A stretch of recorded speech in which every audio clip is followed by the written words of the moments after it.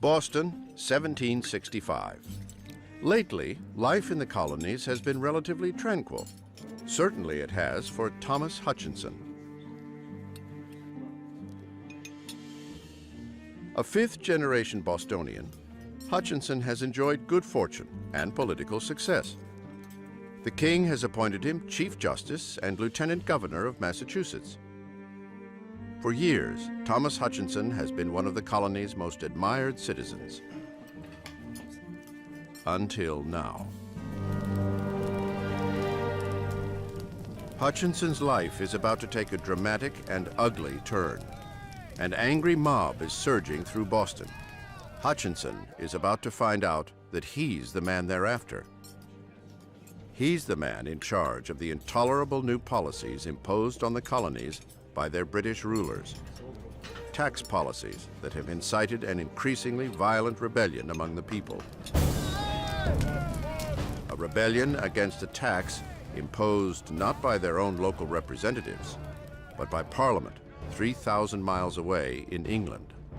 Lieutenant Governor Hutchinson is duty-bound to enforce this controversial new tax. Though he personally opposes it, he is being denounced as a traitor.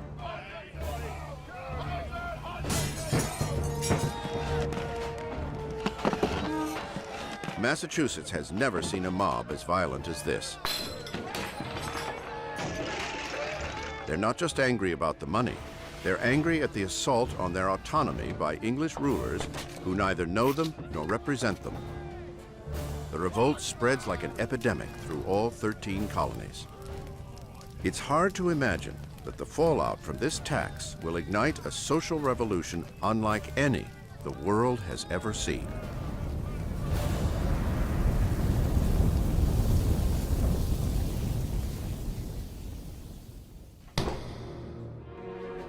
Across the Atlantic, England's King George III is losing his patience. His colonies are acting like petulant children. These are his subjects, Englishmen, born in America, but Englishmen just the same. He is their ruler, and it's because of them that his empire is going broke. A decade ago, he sent British troops across the ocean to defend the colonies against French settlers and their Indian allies. The war went on for 7 years, and it cost England 60 million pounds, money it now desperately needs. There's a sense that after the 7 Years' War that America ought to pay its way a little bit, that expenses to protect North America should in part be raised in North America. Parliament's solution is unprecedented. The Stamp Act of 1765 directly taxes colonies by having them pay for stamps that must be affixed to virtually every piece of paper they touch. From official documents to playing cards. It goes badly from the start. The colonists resent not only paying the tax, but also having it imposed by a faraway parliament where no one represents them. Though the Crown appoints colonial governors and high officials, each colony is long accustomed to ruling itself and levying its own taxes. The Americans believed that over 150 years of being colonists, they had in a sense created a nation within the British Empire. They had free assemblies, democratically elected. They had free and independent and very good newspapers. They had their own tax system. It wasn't just paying a little bit of money. The notion was that other people were making them pay money. So it's an emotional issue. Who's in control here? We want to control our own lives, which includes, of course, our own pocketbooks. In 1765, a new generation of colonists is rushing headlong down an uncharted path to an unknown end, and the Stamp Act is what starts it. Much of the spirit, if not the exact words, is, don't you see what they're up to? Don't you see what's going on? There's a strategy at work here to gradually erode American liberties. If you let them do this, what will they try to do next? For the British, the tax isn't about eroding liberties. It's about money. Stoking the colonial reaction is a powerful underground movement known as the Sons of Liberty. They meet secretly in taverns across the colonies and come up with every tactic they can to keep government officials from collecting England's tax. People really started forming alliances between kind of street theater, street gangs, and merchants and artisans, and figuring out ways to all work towards the common cause, which is to repeal the Stamp Act. Soon enough, things begin to get ugly. Intimidation is a favorite weapon. Those who remain loyal to the king, known as loyalists or Tories, often find themselves terrorized by these self-anointed patriots. They often use very dramatic techniques, tar and feathering, for instance. This is a great way to humiliate people. First, you're stripped naked. The bucket of tar is heated, and you're coated with tar. And then they put these feathers, these goose feathers, all over you, and you're all hot, and you're prancing about like a silly goose. After a display like this, how is this person going to publicly oppose the patriot position? A loyalist printer in New York City publishes a loyalist newspaper, and they come in and smash his printing press, while they are also proclaiming free speech as a principle to fight for. That's the nature of war and the nature of revolution. While the angry rabble takes to the streets, men of property and education use printing presses and politics to denounce the Stamp Act tax. One of the most outspoken is 29-year-old John Adams, a bright, ambitious attorney who brings logic and intellect to this very emotional argument. He drafts anti-tax resolutions for some 40 Massachusetts assemblies. We have always understood it to be a grand and fundamental principle of the English Constitution that no free man should be subject to any tax to which he has not given his own consent. John Adams. Adams has always envisioned great things for himself, and the cause of liberty presents the opportunity of a lifetime. His wife, Abigail, is his trusted confidant and partner in all things, great and small. I think it's hard to overestimate the importance of Abigail Adams. I mean, not only is she more than an equal partner to her husband, but she comes to this contest with really perfectly formed ideas about which she feels passionately. She's an enormous influence on her husband. One day, these two will be counted among the founders of a new nation. For now, John Adams is one of many voices of protest in a Stamp Act rebellion that engulfs all 13 colonies. Down in Virginia, a fiery young legislator named Patrick Henry ups the ante. Resolved, that the inhabitants of this colony are not bound to yield obedience to any law or ordinance designed to impose any taxation whatsoever other than the laws of their own General Assembly. Patrick Henry. In other words, no taxation without representation. Henry's Virginia resolves become a radical touchstone for all the colonies.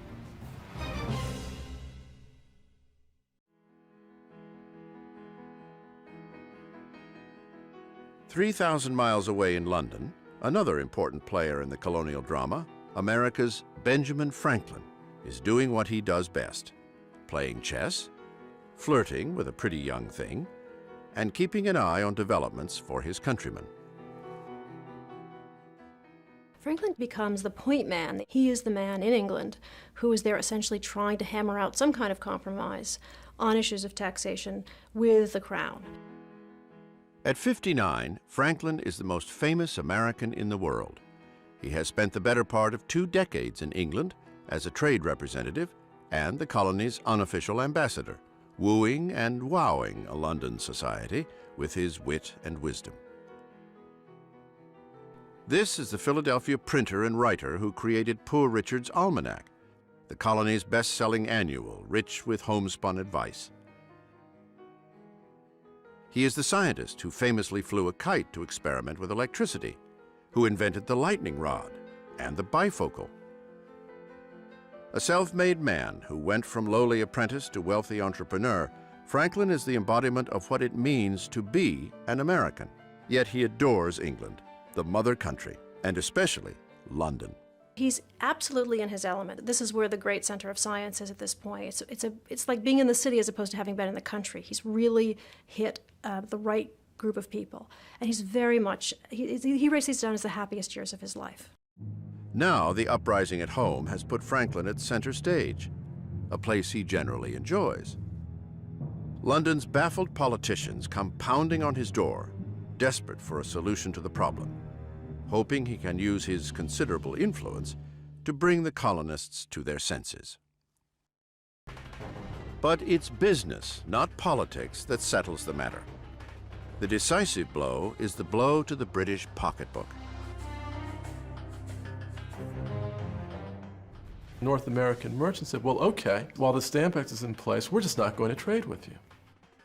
It's a way of getting merchants in England to say, if this is going to ruin business, then the Stamp Act's got to go. Now England's merchants and bankers are feeling the pinch from the loss of business created by colonial boycotts, and they too start railing against the Stamp Act. The tax crisis has become just too big a headache, and in March 1766, a beleaguered Parliament finally repeals the Stamp Act. Unbelievably, the people of the colonies have forced the world's greatest power to back down. The rebel colonists can celebrate their first sweet taste of victory and of power. But the battles are far from over. England still needs the money and still needs to show who's boss. Over the next 4 years, Parliament devises new taxes, which trigger renewed upheaval and end up being repealed. As this seemingly endless cycle continues, England dispatches 2 military regiments to Massachusetts from New York to keep order, adding fuel to the fire. In 1768, 4 more regiments sail from England on a collision course with America.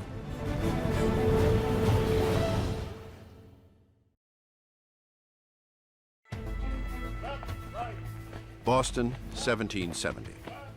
1,000 British troops occupy this city of 15,000. It is a volatile brew. Boston is an accident waiting to happen, literally. Conditions are ripe. We've got an indigenous population that is very, very sensitive to having British soldiers quartered amongst them. You have all of these British regiments in Boston. This is something that the Bostonians simply chafe under. Resentment grows against the soldiers in Boston's streets.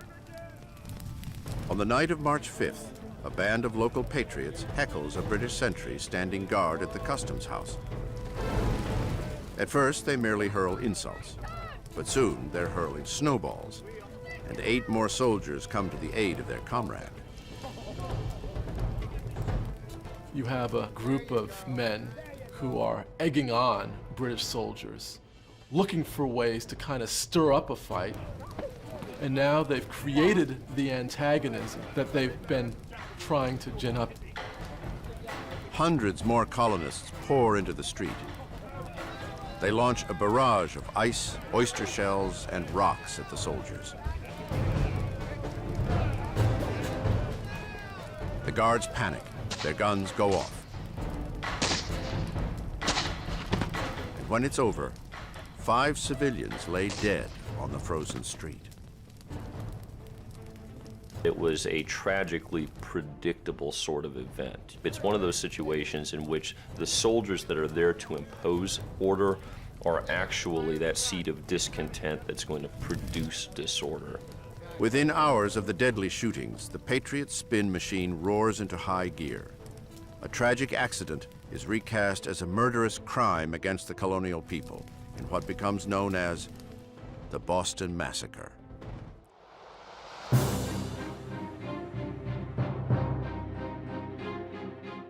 This was not remotely a massacre. This was a case in which a mob assailed a small detachment of British soldiers, which may have panicked but had very legitimate cause to fear for their well-being. But that's not how it's portrayed to the outside world. A local silversmith and artisan named Paul Revere renders an exaggerated version of the event that makes it look like an unprovoked slaughter by the British soldiers. Boston papers are quick to print and distribute Revere's version. And this becomes the patriot image of the Boston Massacre, which shows the British lined up in a row, firing their muskets all at once, as if they got the command to fire, which didn't happen that way. The first to die in the gunfire is a black man, a sailor and runaway slave named Crispus Attucks. He is widely viewed as the first martyr of the American Revolution. In this explosive atmosphere, the public outcry pressures the British to pull their troops out of Boston. The soldiers responsible for the so-called massacre are put on trial for murder, and they are hard-pressed to find an attorney to take their case. Surprisingly, one of Boston's most vocal patriots steps forward, John Adams. Adams is willing to risk everything, his and his family's safety, and his reputation as an ardent advocate of colonial rights. But he believes passionately in the right to a fair trial. Without human rights, the patriot cause isn't worth fighting. It was one of the best pieces of service I ever rendered. Judgment of death against these soldiers would have been a foul stain upon this country. John Adams. Adams wins an acquittal for 7 of the soldiers and light sentences for the other 2. Only his unquestioned devotion to the patriot cause keeps him from being branded a traitor. The crisis is resolved, for now. Back in England, the colonial rebellion becomes a national preoccupation. Over the next 3 years, Parliament keeps trying to impose its authority with new laws and new taxes. As each new law inflames the rebellion, it ends up getting repealed. Except for one, a tax on tea. The principle involved is that Parliament is sovereign, it can pass laws on whatever it wants. So we're going to just keep this one in place, just because, to assert the fact that we can do this. The Tea Act puts only a 3-penny tax per pound on the drink of choice for most Americans. It's hardly a burden, but in the current climate, a 3-penny tax still equals oppression. It's all that militant patriots need to strike another blow against the empire. Feathers and coal dust are their weapons. On December 16, 1773, the Sons of Liberty enlist 50 men to darken their faces, stick feathers in their hair, and arm themselves with hatchets in a bad impersonation of Mohawk Indians. 5,000 people follow them down to Boston Harbor and watch as they climb aboard a merchant ship loaded with tea from England. With British soldiers absent since the Boston Massacre, there is no one to stop them. 342 crates of tea worth 10,000 British pounds are cast overboard. This wanton act of sabotage, which becomes known as the Boston Tea Party, will soon push the two sides to the brink of war. The British reaction was disgust and outrage. From a British point of view, you had an entire colony running amok. And the British government, after the Tea Act, frankly said, we've had enough. We've had enough with Massachusetts. And we're going to clamp down on them. And we're going to make Massachusetts an example of what happens if you defy the authority of Parliament. At that very same time, the British discover yet another outrage committed by an American, someone they thought they could trust, Benjamin Franklin. Over a year ago, Franklin was passed a stolen packet of confidential letters written to a British official by Massachusetts Governor Thomas Hutchinson. Ever since Stamp Act rioters tore down Hutchinson's house 9 years earlier, He had tried to juggle serving his king with serving his angry fellow citizens. The letters given to Franklin exposed Hutchinson's true loyalist sympathies. There must be an abridgment of what are called English liberties. I wish, for the good of the colony, to see some further restraint of liberty, rather than the connection with the parent state should be broken. Thomas Hutchinson. Franklin sent the incriminating letters to colonial assemblymen in Massachusetts, who had recently made them public as irrefutable proof of Hutchinson's treachery against the Patriot cause. The reaction in the colonies was torrential. Mobs burned Hutchinson's effigy. The press vilified him. By December, when the Patriot raiders throw the Boston Tea Party, they have destroyed Hutchinson's long career as a public servant. Within 6 months, Thomas Hutchinson will pack up his family and sail to England. The relentless strife that has set American against American will force this man, long devoted to colonial causes, into exile. Heartbroken, he will never again set foot in his beloved homeland.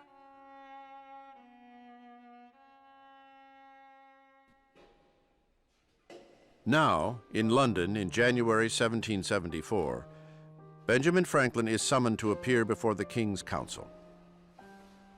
On the heels of the recent looting of the tea in Boston Harbor, Franklin's recently revealed role in the Hutchinson fiasco is more than British officials can tolerate. He must answer for his sins and the sins of his countrymen. Franklin is dressed down by the Solicitor General of England for a full hour in the strongest possible language. I mean, it's really abusive language. In front of a crowd, is going wild at this venomous attack. And Franklin stands stock still in this humiliating moment, head erect, and doesn't say a word for an hour. Many people have dated that as the moment at which Franklin becomes a revolutionary. Franklin the revolutionary is done with England, and England is done with him. Parliament punishes Massachusetts with a vengeance. It revokes the colony's 80-year-old charter, dissolves its local assemblies, and after a 4-year absence, sends 3,000 troops to reoccupy Boston. The Crown now runs Massachusetts. These people had been meeting in town meetings for 150 years. When they can no longer decide their own fate, they said, this is the end. People throughout Massachusetts rose up as one and said, no way. There is no turning back for either side. The tension between the people of Massachusetts and the British troops becomes unbearable. It's only a matter of time before someone fires the shot that will echo around the world.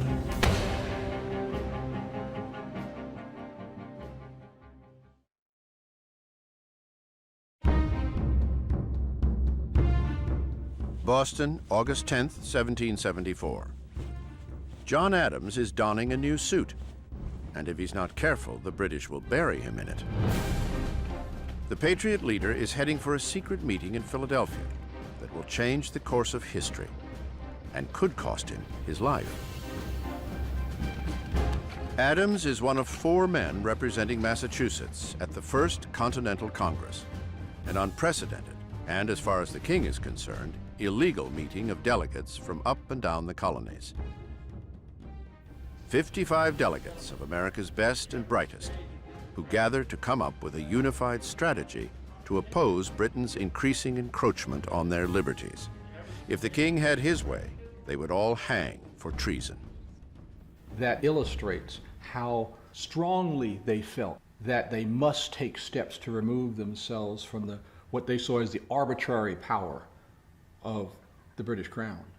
Britain has already suspended Massachusetts' constitution and imposed martial law there. The other colonies fear that it's only a matter of time before they all meet the same fate. Even though these colonies have different economic interests, they have different political histories, they have different populations, they recognize that in our relationship with Britain, we have much in common. Not all of these people have met each other. Most have heard about each other. Now they're eager to meet each other, see what's going to happen. People know that there's going to be moderates and not so moderates. And there's already kind of a little factions forming. Joining John Adams from Massachusetts is another radical, 37-year-old John Hancock, a wealthy Boston merchant who has been using his considerable fortune to fuel the cause. Pennsylvania has sent a moderate lawyer, John Dickinson, 42, whose widely read essays back in the 60s helped launch the anti-tax movement. From Virginia comes Patrick Henry, the volatile young orator whose Virginia resolves helped stamp out the Stamp Act. And also from Virginia, a wealthy 42-year-old planter and veteran of the 7 Years' War, George Washington.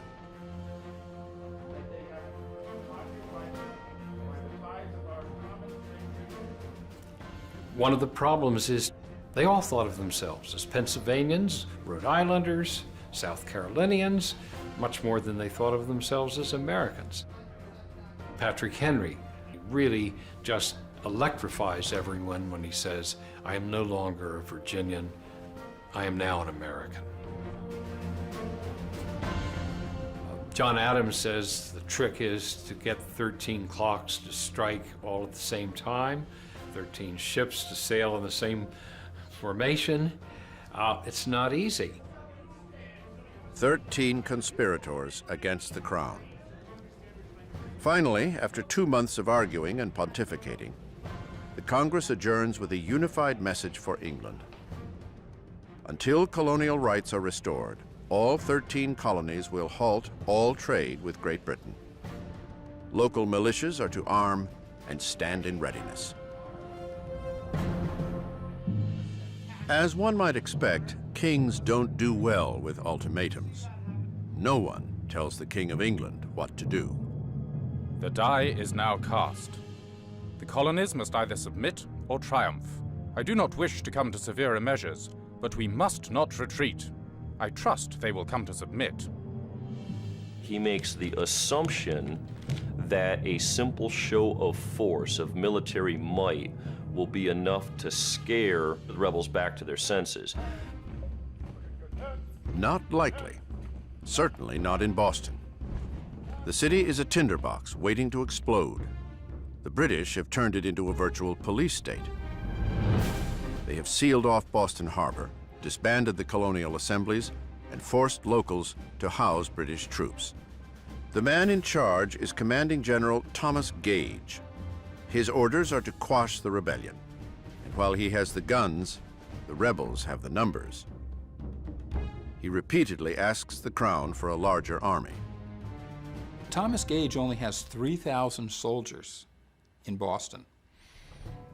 He's looking at 5,000 in Worcester County, 4,000 in Plymouth, all over like this. He's looking at this, he says, what am I going to do with my 3,000 people against force like this? He's playing a losing hand. He can't do anything, for which he is called an old woman. He's very much a man in between. He's a military officer who is charged with a political task for which he's not really equipped to handle. With Hutchinson's departure, Gage is now Massachusetts governor and commander of an occupying army that no longer faces a small rebellion. It is a population in uprising. They start smuggling cannons out of Boston, and they start purchasing arms, and the militiamen start training, and they form the Minutemen. They actually sign associations. I will mobilize on a minute's notice.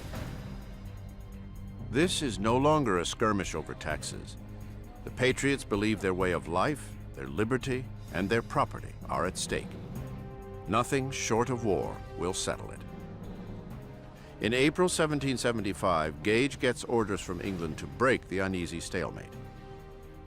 He will send a full force out to the countryside to seize a huge store of rebel ammunition. Unknown to Gage, Parliament, King George, or anyone else, the fate of the British Empire hangs on this decision.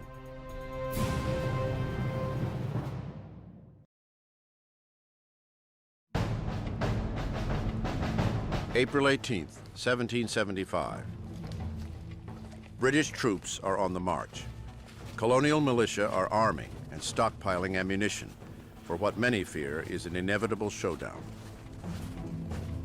British Commander General Thomas Gage has ordered his soldiers to capture a huge hidden store of gunpowder in Concord, a Massachusetts village 20 miles west of Boston. The British detachment that marches out of Boston, roughly 800 soldiers, march out knowing that the countryside is on the verge of armed action. Once Gage sends that mission out, he really has set into motion a chain of events that is beyond his ability to control. The British are indeed coming. The news starts leaking out, and people start mobilizing. They're ready.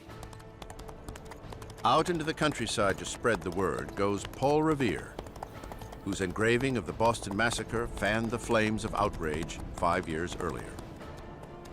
Poems and school books will one day mythologize Revere's midnight ride as if he were the lone heroic messenger. But in fact, he is just one part of a whole system of communication. Paul Revere is one of dozens, then scores, and literally hundreds of messengers going every which way. Bells are ringing, the shots are being fired. So before dawn, hours before dawn, the whole countryside is mobilized and knows what's happening. They arrange a signal, one lantern light in Boston's Old North Church if the British are coming by land, and two if by boat. British troops row to the Cambridge side of the Charles River and wade through reeds and thick marshland to begin their overnight march to Concord. At around 1 in the morning at Lexington, Massachusetts, farmers, blacksmiths, and shopkeepers gather to intercept the British at Lexington Green. 130 civilians, some too old, some too young, most with no formal military experience, stand ready to risk it all against the world's most feared army. These were men who literally felt under attack. And in fact, they were under attack. The British Army were walking out to seize colonial property, and they felt compelled to defend it. 2 a.m. After an hour of waiting, no sign of the British. The night's chill sends many home. Others choose nearby Buckman's Tavern to await another alarm. Most hoping it will never come.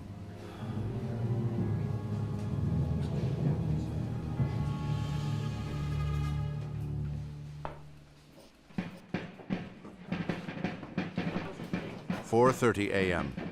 Drums announce that the British are on their way.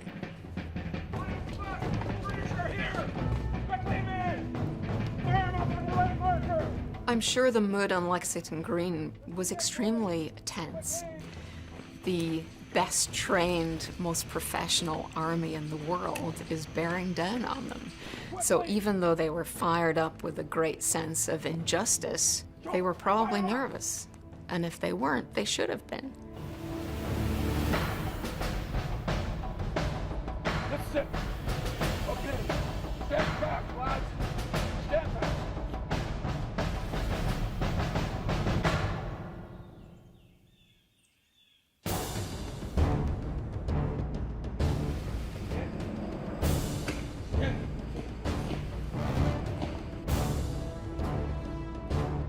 Take care.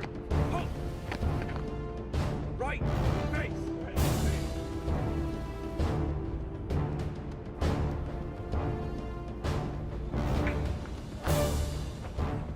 Both sides eye each other suspiciously, both sides not wanting to take a misstep.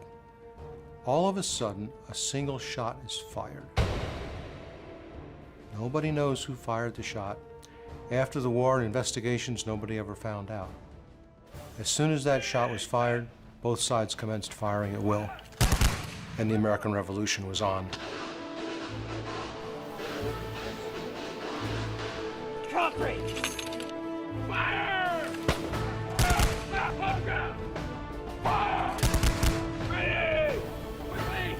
Quickly! Reason! Fire!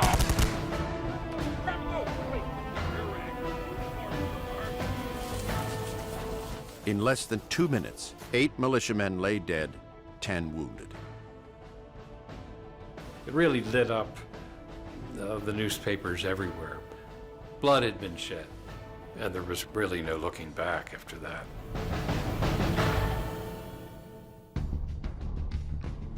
It will take 6 weeks for the news to reach London.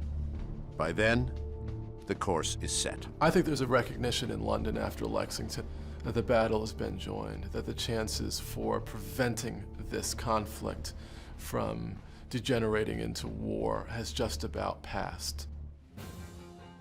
The conflict calls Benjamin Franklin home from London. After nearly 20 years in England, he is leaving for good, no longer loyal and no longer welcome. Branded a revolutionary traitor by the British, Franklin will set sail for his Philadelphia home to take a seat in the Continental Congress. A man of peace, he will now have to counsel war as he helps his fellow delegates navigate the new and bloody conflict that threatens to blow America apart.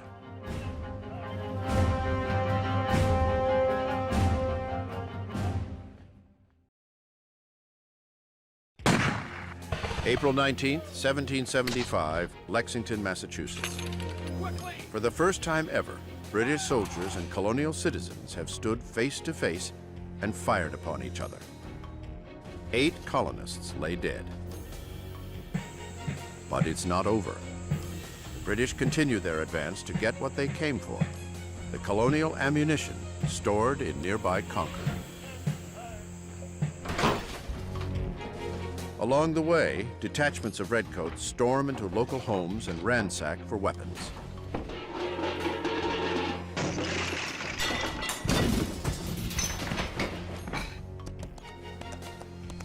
The word spreads, and militia from all over the area rush toward Concord to head off the British. This time, it's the Americans who are coming. They find not just the Concord militiamen, but all sorts of other militiamen coming and still coming and still coming and still coming. The British are certain they can swat these militia away like pesky flies, and find that they cannot, that they've encountered hard-fighting men. The British are badly outnumbered. They are forced to retreat. 16 miles separate them from the safety of Boston. 16 miles on foot. They are sitting ducks for armed and angry colonials. It is a trauma they won't soon forget. All the hills on either side of us were covered with rebels, so that they kept the road always lined and a very hot fire on us without intermission. Henry de Bernier, British soldier.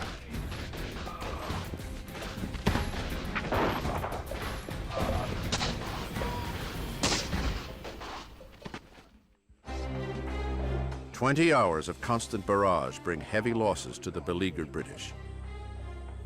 73 dead, 174 wounded, and 26 missing. The Americans suffer 49 killed, with 40 wounded and 5 missing. By the time British soldiers get back to Boston, the colonials have the city surrounded, with militia from neighboring colonies on their way.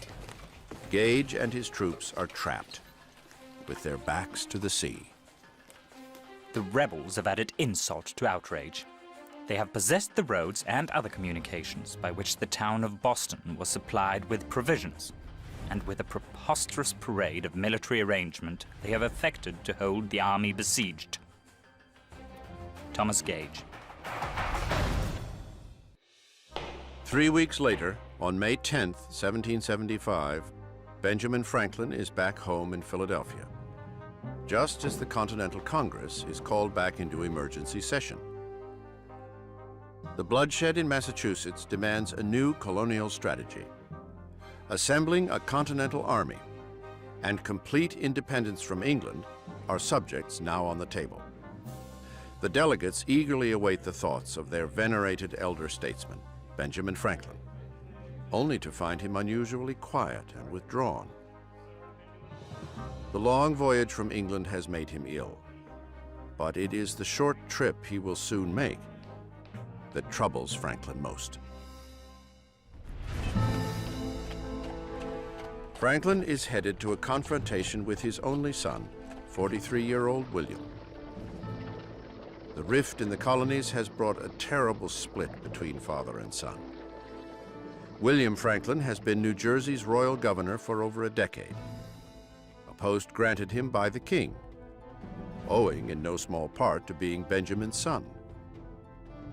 William is vehemently opposed to the rebellion and unalterably devoted to the king. Now, his father will make one last attempt to win him over to the Patriot side.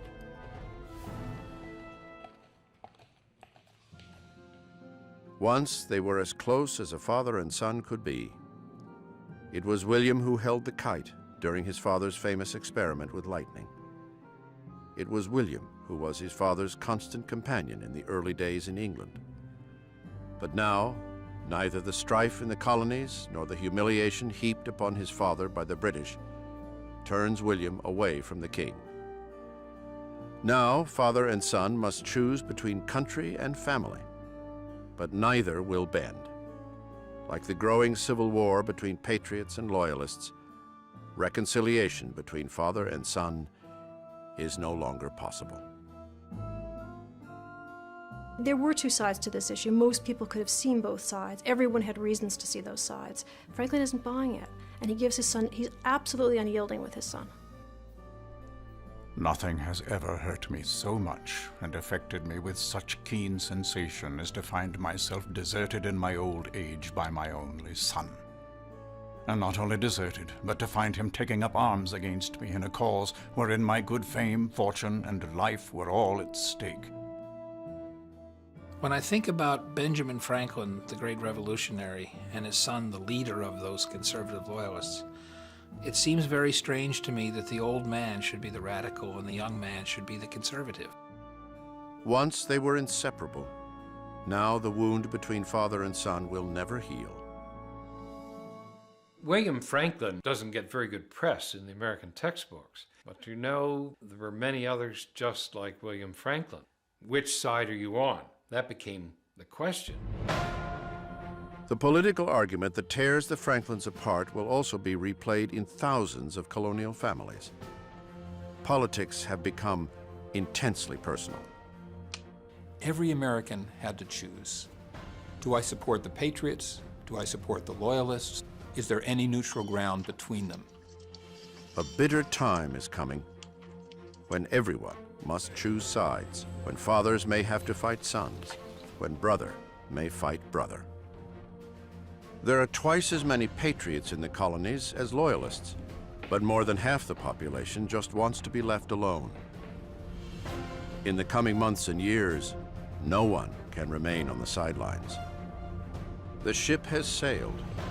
The revolution is on an irreversible course. It will take sturdy leadership from men as different in temperament as the people they represent. Whether they know it or not, these are the men of destiny who will guide the American people into their uncertain future. And these are the men who will shed their blood and give their lives to make it happen.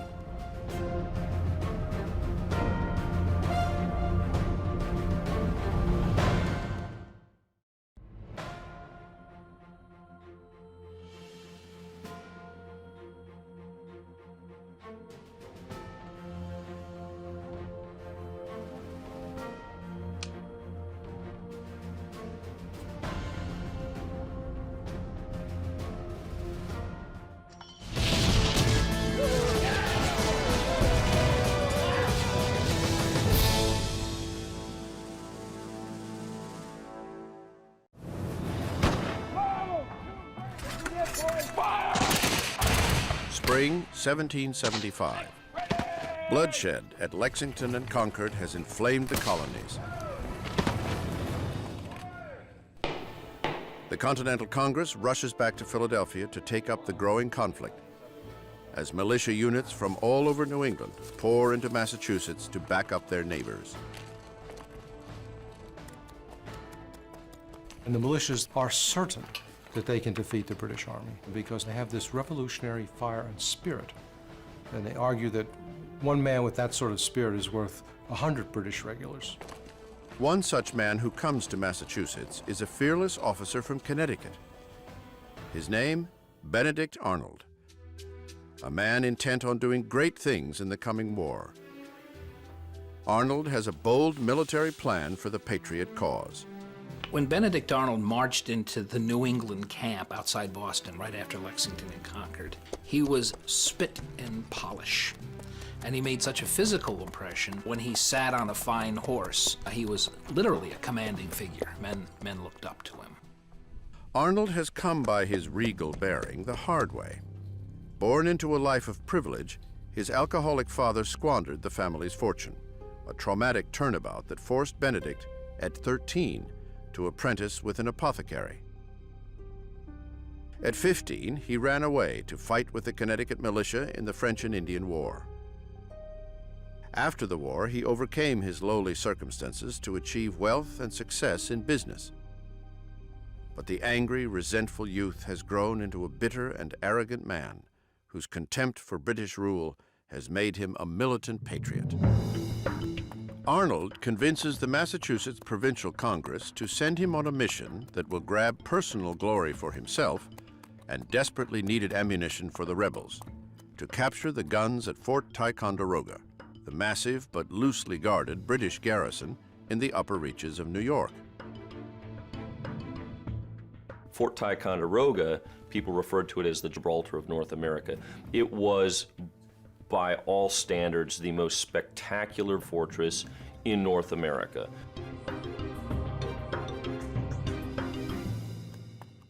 As Arnold sets out on his quest to capture the fort, he hears that another soon-to-be famous name is driven by the same idea. Ethan Allen, a hard-drinking, hard-living frontiersman from Connecticut, couldn't be more different from Benedict Arnold. Allen has been engaged by Connecticut's Congress to rally his personal militia for its own mission to Fort Ticonderoga. These are the notorious Green Mountain Boys, who have been fighting their own war of independence against New York settlers.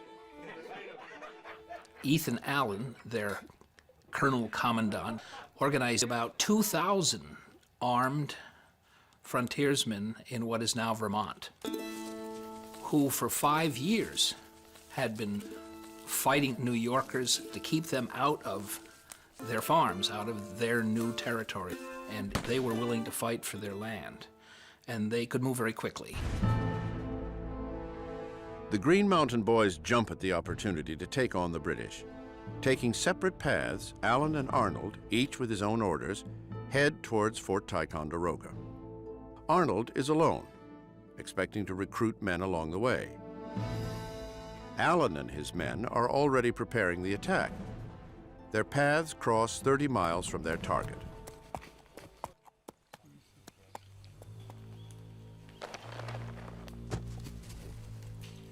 Arnold presents Allen with his Massachusetts orders and assumes he will command the operation. Allen, full of swagger as always, all but laughs in Arnold's face. These really are very vain, egotistical men, two strong personalities, very much interested in the accumulation of individual glory. The Green Mountain Boys were personally loyal to Allen, which Benedict Arnold found out to his chagrin when he arrived and tried to take over the attack on Ticonderoga. And they put down their guns, and they said they were going to march home, that they would only fight for Ethan Allen. Arnold grudgingly agrees to conduct the raid with these men, but finds himself relegated to second in command. It is a humiliating confrontation. In the pre-dawn hours of May 10th, 83 Green Mountain Boys and 50 Massachusetts militiamen sneak up on the British stronghold. The 50 sleeping redcoats inside have gone undisturbed in the wilderness for so long, they are totally unprepared for what's about to hit them.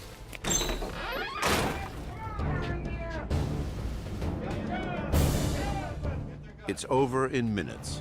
The British soldiers surrender without a fight. The fort's valuable artillery stores now belong to the rebels. They essentially stole the fort from the British. They were able to essentially walk in a manner of speaking, the British really left the keys in the door to Fort Ticonderoga. What happens next turns Arnold's stomach. Allen's men find 90 gallons of rum, go on a 3-day binge, and tear the place apart, leaving Arnold to mop up after them. But the worst insult comes when Allen writes to Arnold's superiors in the Massachusetts Congress. Allen brazenly takes complete credit for the operation. He keeps all the glory for himself and purposely makes no mention of his rival, Benedict Arnold. For Arnold, it's a wound more devastating than being shot. For an officer's honor, public recognition was key. If you'd played an important role and you weren't mentioned, that was very disrespectful. So Arnold was justifiably offended. The affront to his honor is the first of many slights that will dog Benedict Arnold throughout the war and ultimately drive him to infamy. In Philadelphia, the men of Continental Congress reconvene in the Pennsylvania State House, which will later be named Independence Hall. They greet the capture of Fort Ticonderoga with decidedly mixed feelings. Still hoping for peace, they have refrained up till now from authorizing offensive actions against the British. The capture of Fort Ticonderoga catches the Continental Congress largely off guard. They had not anticipated this, they did not desire this, and it now has forced their hand. They know that a military response is inevitable, and they now must scramble to take action. The time has come for the 13 colonies to become a united military as well as political force. It issues currency against future tax collections from the colonies to raise and supply an army. Their mission now is to conduct a war, even while searching for a way to avoid it. We ought immediately to adopt the army as a continental army, take upon ourselves the pay, subsistence, clothing, armor, and munitions of the troops. John Adams. Adams urges the immediate appointment of a commander to head up this new army. His Massachusetts colleague, John Hancock, a vain, ambitious man who has just been elected president of Congress, assumes he will be offered this even more important role. His friend Adams is about to nominate him, or so he thinks. And that is a gentleman among us, and very well known to all of us. A gentleman whose skill and experience as an officer, whose independent fortune, great talents, and excellent universal character would command the approbation of all the colonies better than any other person in the Union. That is the gentleman from Virginia. Hancock is stunned. Adams passes him over for a gentleman planter from Virginia, George Washington. The Continental Congress wanted a national army, not just a Massachusetts army or a New England army. They thought that by getting a commander-in-chief from a different colony would balance that. So they cast a welcome eye on Washington from Virginia. At 6 feet 2 inches and 215 pounds, George Washington cuts an imposing figure. Prior to his nomination, he spoke very little in session, yet spoke volumes about his intentions by showing up every day dressed in a military uniform.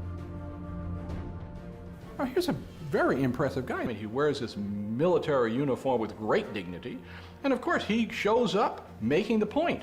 I have military experience. I am a person who you can count on as your military commander. So he has the image to do it, he's got the experience, he's from Virginia. They make him the commander-in-chief, and he modestly says, I'm really not equal to the task, and I'll just do my best. But lest some unlucky event should happen unfavorable to my reputation, I beg it may be remembered by every gentleman in the room that I this day declare with the utmost sincerity, I do not think myself equal to the command I am honored with. George Washington. His behavior seems somewhat disingenuous. Clearly, he wanted it. He was very ambitious. He was particularly ambitious in military matters. Early on, he realizes that The best way to be ambitious is to convince everyone else that you're not ambitious. And he follows this through his entire life. Ambitious, disingenuous, modest. Who is this man, George Washington, the man appointed to construct a new continental army? In 1775, he is hardly a household name. He's one of the wealthiest men in the country. He's in his mid-40s and really should be in retirement at that time. Washington is someone who has nothing to gain from participation in the Revolution and everything to lose. He wasn't born to wealth. Washington's father was a Virginia farmer who died in 1743 when George was only 11. Young George's circumstances were modest, but his dreams were big.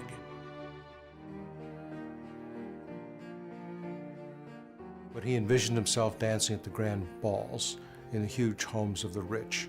He envisioned himself being a great landowner, and these were dreams that he pursued constantly all of his young adult life. As a teenager, he immerses himself in the teachings of a book called The Rules of Civility and Decent Behavior, which instructs readers on proper manners, social behavior, and temperament. He commits them to memory.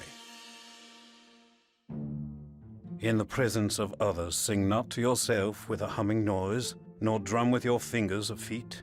Lift not one eyebrow higher than the other, and bedew no man's face with your spittle by approaching too near him when you speak. George Washington himself was very anxious to have all the right moves.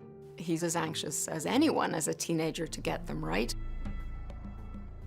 At 16, with only an elementary school education, he becomes a surveyor, where he learns how to navigate the wilderness, something that serves him well when he is appointed to the rank of major in the Virginia militia.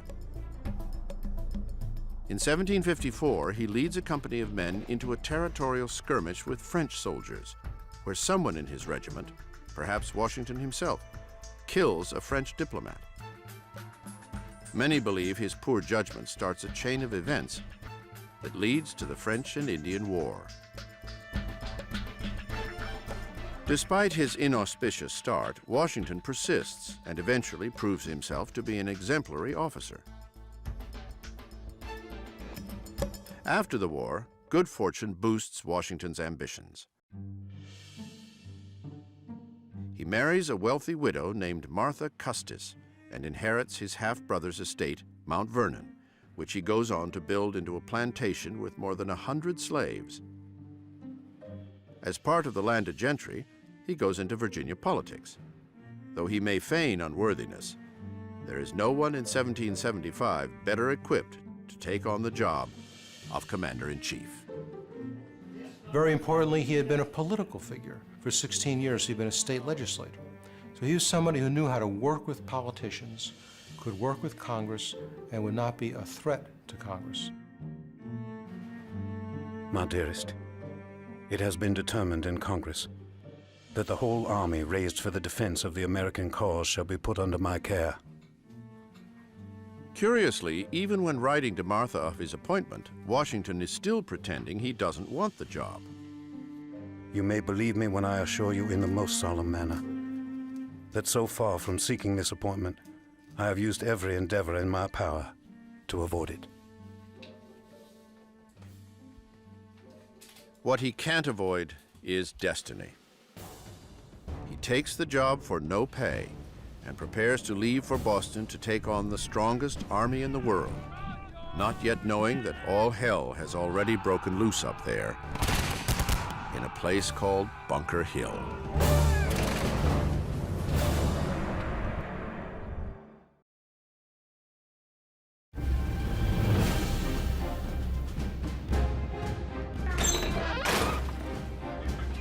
May 1775. The rebels' capture of Fort Ticonderoga turns up the pressure on the already beleaguered British commander Thomas Gage. Back in the French and Indian War, 2,000 British soldiers lost their lives seizing Fort Ticonderoga, and now Gage has lost it to the Americans. In London, King George is furious that Gage's superior forces have failed to control the colonists. I am of the opinion that when once these rebels have felt a smart blow, they will submit. And no situation can change my fixed resolution, either to bring the colonies to a due obedience or to cast them off. King George III. No more reasoning, no more legislating. The colonies will come to their senses or face a show of force unlike any they have ever seen. Gage is dismissed. He is too weak, too tolerant. To replace him, the British command sends its 3 best generals to bring the colonies to heel. These are England's best and brightest military men, who become known as the Triumvirate of Reputation. General Henry Clinton, American-born, a competent soldier, but socially inept, a man referred to even by himself as a shy bitch. General John Burgoyne, vain and ambitious. One popular English writer gives him the nickname Julius Caesar Burgonius. And General William Howe, an experienced military man who came to appreciate America's British colonials while fighting alongside them in the French and Indian War. These 3 supporting generals were brought in essentially to supplant Gage, and it became a kind of personal contest between these 3 men as to who would take Gage's position as commander-in-chief in America. Howe is the odds-on favorite, but an odd choice to take over the command in America. A political liberal, he opposes the king's policies in the colonies and had once vowed not to fight against his English countrymen there. General William Howe was opposed to the war. All they wanted was the Americans to submit to British laws and British taxes. They didn't want to go fight them.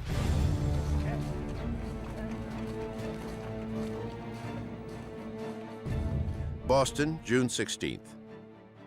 In the months since Lexington and Concord, rebel militia in the hills around Boston have laid siege to the city, trapping the British and their loyalists inside. Now, the British command is planning to break the rebel stranglehold with an overwhelming offensive up Bunker Hill to take the high ground around Boston. But the colonials are a step ahead of the British. Spies have slipped the British plans to the rebels. Up in the hills, regimental commanders from Connecticut and Massachusetts lead their men to fortify Bunker Hill, then decide to move 1 hill closer to Boston on Breed's Hill. There, they dig in for a British attack.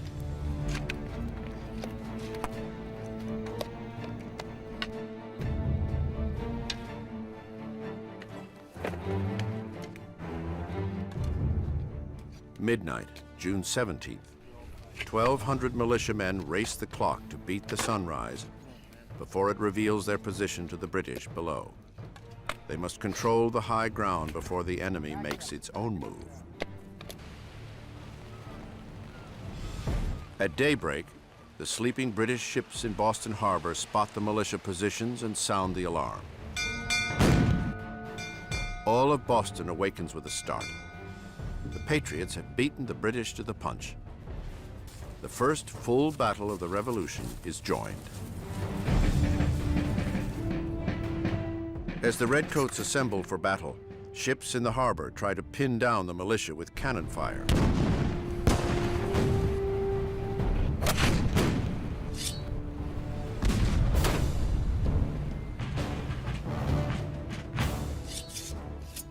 Under the command of General William Howe, lines of British soldiers, their bayonets at the ready, climb the hill without any cover. Easy targets for a man and musket that can shoot straight. The British are convinced that they can form up in line, and despite taking casualties, instill in the Patriots fear of a professional, disciplined force of regulars, and demonstrate to the Americans that this is madness trying to oppose this army. Twice, Howe's men charge up Breed's Hill. Twice, they are repelled by the militia.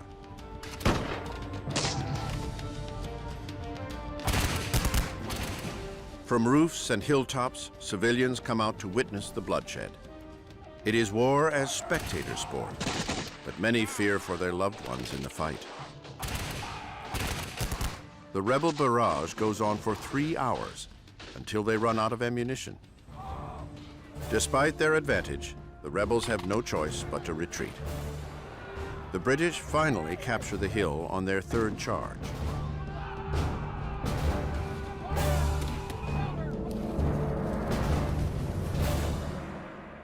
But the ground is strewn with red-coated bodies. The new commander now realizes what no one in faraway England could possibly understand. This is not a rebellion. This is war. When I look to the consequences of it, in the loss of so many brave officers, I do it with horror. The success is too dearly bought. British General William Howe.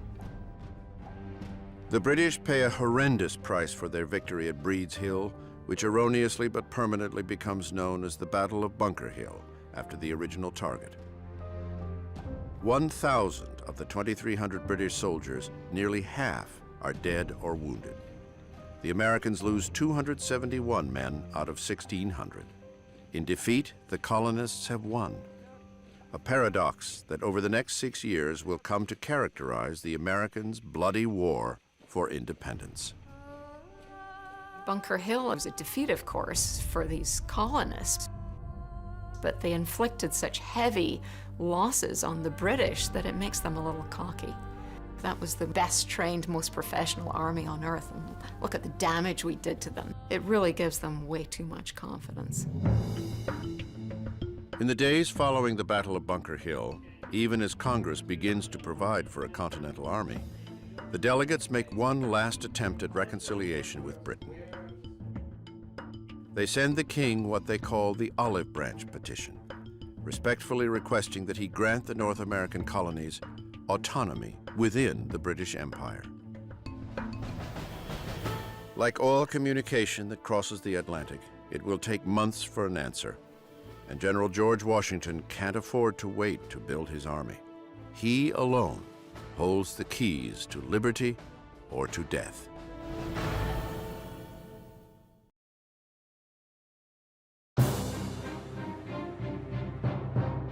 June 1775. As word of the valiant defense of Boston's Bunker Hill reaches Philadelphia, General George Washington writes a new will and heads off to meet his destiny.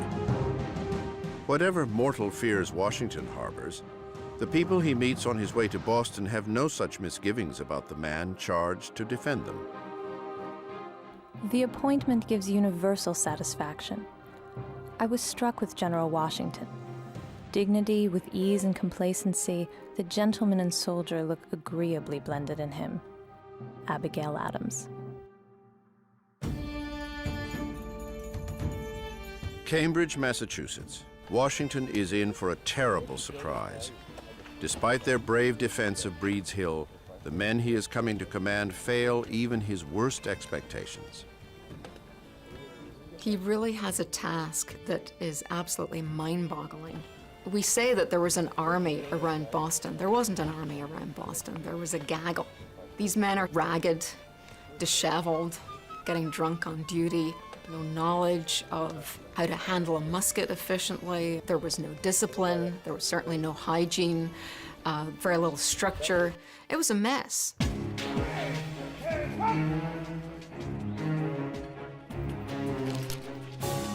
These are Washington's revolutionaries. This is the army he has to defend against the British Empire. Whatever Washington may think of his soldiers as men and as citizens, as soldiers, they're not much use to him. A dirty, mercenary spirit pervades the whole. Could I have foreseen what I have?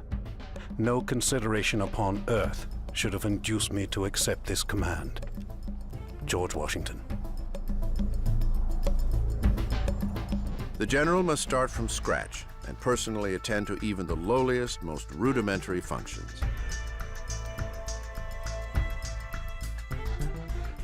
His first tasks are fundamentally administrative tasks. His junior officers have to be taught how to fill out a report, how to count men, how to purchase supplies, how to buy tools, where to dig latrine, where to butcher meat, where to bury offal. These are all things that, amazingly enough, Washington has to concern himself with.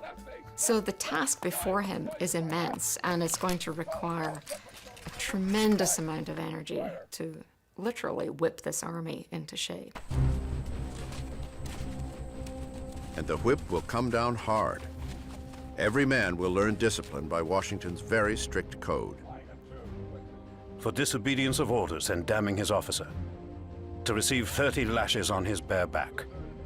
For expressing himself disrespectfully, to be stripped of his arms, put in a horse cart with rope round his neck, and drummed out of the army. General George Washington. The new army is stitched together with widely different militias from very different colonies. Each is accustomed to its own command and its own way of doing things. Establishing a common culture is yet another overwhelming challenge. There were so many different brands of fighting traditions, cultures, and people. Washington was very concerned that there were so many rivalries, so much friction between members of his army. One of the Army's most serious problems is the utter lack of ammunition and gunpowder. When Washington is told that they have only 9 rounds of gunpowder per man, he is inconsolable. Advertisements in colonial newspapers plead for local gunmakers to step up their production, but to little avail. Perhaps no commander in history has ever faced so many obstacles to putting together a fighting force. And even if Washington succeeds, the effort may still be doomed. Most men have signed up for just 1-year enlistments. These men are serving for very short terms. Most of them, their contracts expire either in November or December. They're only going to be around for a few months. So as soon as they become even remotely competent, they're going to go home, and he's going to have a new group to train again. Against these odds, Washington has precious little time to turn this woefully undisciplined, underprepared, and undersupplied army into a force that will have to stand up against the strongest army in the world.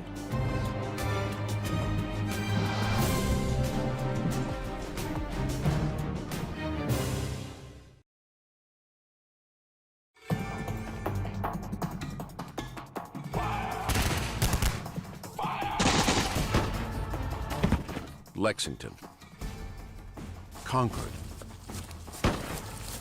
Bunker Hill.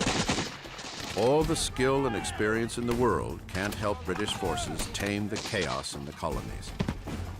Thomas Gage now has only 7,000 soldiers, surrounded by Washington's 16,000. The loss we have sustained is greater than we can bear. Small armies can't afford such losses. The rebels' number is great, so many hands have been employed. I wish this cursed place was burned. Thomas Gage.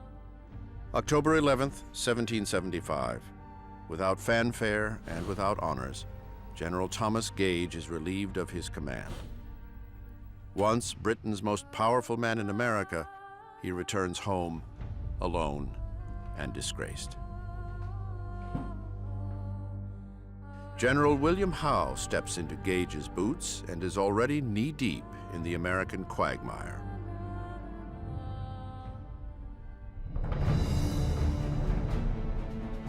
In London, King George roundly rejects the Olive Branch Petition, Continental Congress's last grasp for peace. On October 26th, in his annual speech to Parliament, the king throws down the gauntlet. It has now become the part of wisdom to put a speedy end to these disorders by the most decisive exertions. King George III. What the king wants is a military solution to a political problem. But his call for war is anything but unanimous among Britain's people and politicians. But when Parliament votes, war carries the day. The military is ordered to send thousands more troops and a full armada to quell America's escalating revolution.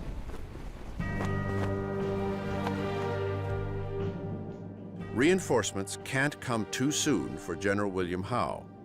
Hemmed in by the rebel siege, he and his army are virtual prisoners on the Boston Peninsula, along with 1,000 loyalists they're protecting. With no access to the countryside, they are unable to forage for food or wood. Supply ships from England have yet to arrive.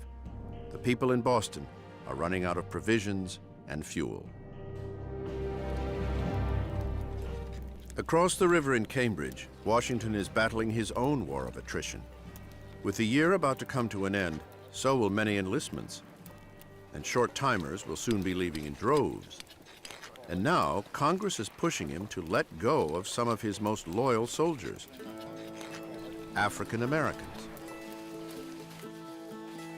From the very beginning, free Northern blacks have been serving well the Patriot cause, with the same concerns as their white compatriots.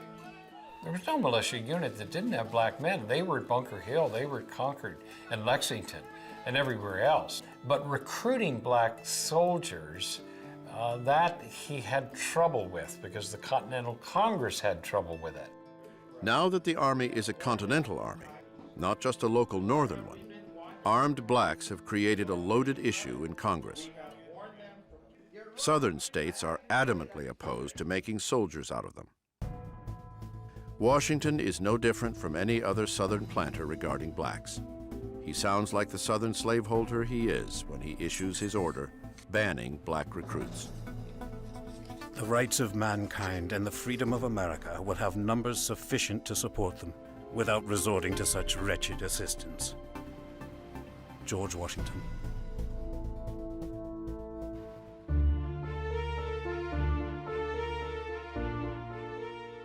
The great irony is that the one man closest to the general is a black man, his slave, Billy Lee. For the 7 years since Washington acquired him, Lee has been his master's valet and constant companion. Washington calls him my family. Billy Lee was more than just a slave to George Washington. He was his personal slave. Billy Lee went with him every place. If George Washington was the best horseman in Virginia, Billy Lee was the second best. And he and Washington would horseback ride just about every day. And so the two of them presented quite a picture that was noticed over and over by people at the time who wrote about Washington and his male servant, Billy Lee. You could say that Billy Lee, in fact, was a close friend of George Washington, even though he was a slave. Washington and Congress's decision to reject black soldiers plays perfectly into the enemy's hands. The Royal Governor of Virginia, Lord Dunmore, issues a proclamation that welcomes blacks to the British side. I do hereby declare all indentured servants, Negroes, or others that are able and willing to bear arms, free, they joining His Majesty's troops as soon as may be. Lord Dunmore. The Dunmore Proclamation wreaks havoc throughout Virginia. Thousands of slaves flee their masters for this chance at freedom. If you have the opportunity to throw in your lot with people who are promising you a much better situation than you have had, you'd be silly not to take that promise seriously. It was the best opportunity for freedom they had ever seen, and they never knew whether such an opportunity would ever present itself again. You know, Thomas Jefferson estimates that in Virginia alone, 30,000 African Americans walked off to plantations, and many of them became British soldiers. So for the British, this is wonderful. They're not only sapping the colonial economy by depriving it of slave labor, but they've added to their fighting force. Free blacks travel secretly from plantation to plantation to embolden slaves to escape. If they are caught, they risk death or torture. While the fight for liberty in the South threatens to blow the slave culture apart, the approaching new year threatens to dissolve Washington's Northern Army.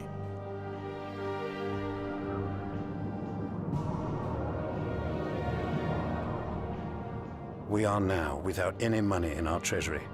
powder in our magazines, arms in our stores, without a brigadier, engineers, expresses. By and by, when we shall be called upon to take the field, we shall not have a tent to lie in. I have often thought how much happier I should have been if, instead of accepting a command under such circumstances, I had taken my musket upon my shoulders and entered the ranks, or had retired to the back country and lived in a wigwam. George Washington.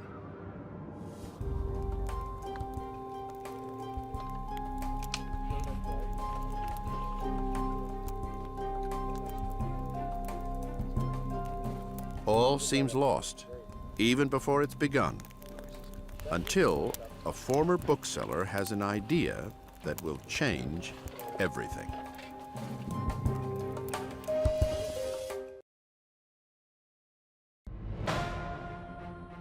January 1st, 1776. It's a new year for a new army, and General Washington raises a new flag to commemorate it, the Grand Union, with 13 stripes representing both the differences and common cause of the 13 colonies, and with the British Union Jack in the upper left to acknowledge those colonial leaders hoping to salvage a relationship with England. That same day, the colonies get the news of the King's October Proclamation to crush the rebellion by any means necessary. It's a stunning declaration by the King that rouses rebel ire more than ever. But an army needs more than anger to fight a war. With the onset of winter, neither side has the supplies necessary to brave the cold and snow. The British hole up in Boston, waiting for reinforcements and supplies from England, while Washington uses the time to piece together an army short on everything, from manpower to gunpowder. But help is on the way. Henry Knox, a 25-year-old colonel and former Boston bookseller, is leading a trek from Cambridge to Fort Ticonderoga on a quest for arms. Knox has taken it upon himself to recover the artillery captured from the British at Fort Ticonderoga. For 2 months, in the cold and wet, he, his men, and teams of oxen haul 120,000 pounds of artillery across 300 miles of muddy woods, frozen rivers, and steep, icy slopes back to headquarters in Cambridge.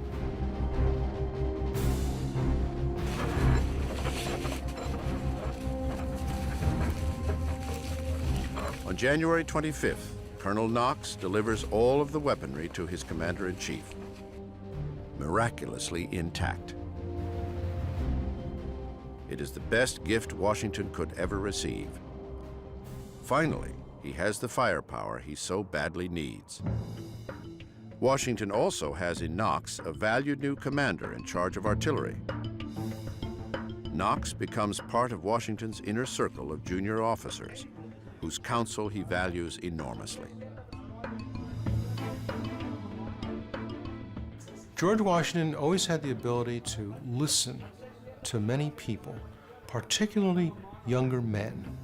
He thinks everybody's view is important, that it's a part of the puzzle, that people know things that he doesn't know, and if he can listen to enough opinions, he'll know as much as they do. A hallmark of good leadership. Right away, Washington's brain trust keeps him from making a fatal mistake.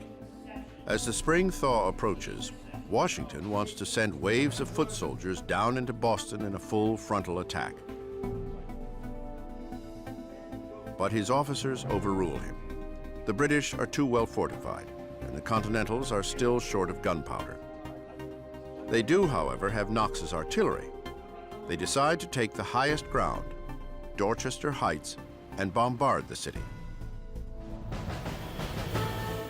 March 2nd. After months of waiting, Washington and his men are more than eager to move.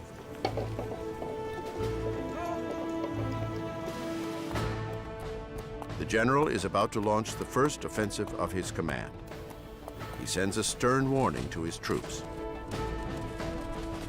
Our posterity depends upon the vigor of our exertions. If any man in action shall presume to skulk, hide himself, or retreat from the enemy without the orders of his commanding officer, he will be instantly shot down as an example of cowardice. General Washington. The night of March 4th. Surprise will be the key. From 3 points outside the city, Cobble Hill, Lechmere, and Roxbury, the Army rains light cannon fire down on Boston. A decoy to misdirect the British, while the rest of the Army hauls Knox's artillery over to Dorchester Heights. Through the night, Washington's men build fortifications and drag cannon up the steep, frozen slope. By morning, everything is in place. Daybreak, March 5th. On the 6th anniversary of the Boston Massacre, the British awake to the sight of 20 cannon pointed down on their ships in the harbor. "My God," a shocked Howe exclaims, "these fellows have done more work in one night than I could make my army do in 3 months."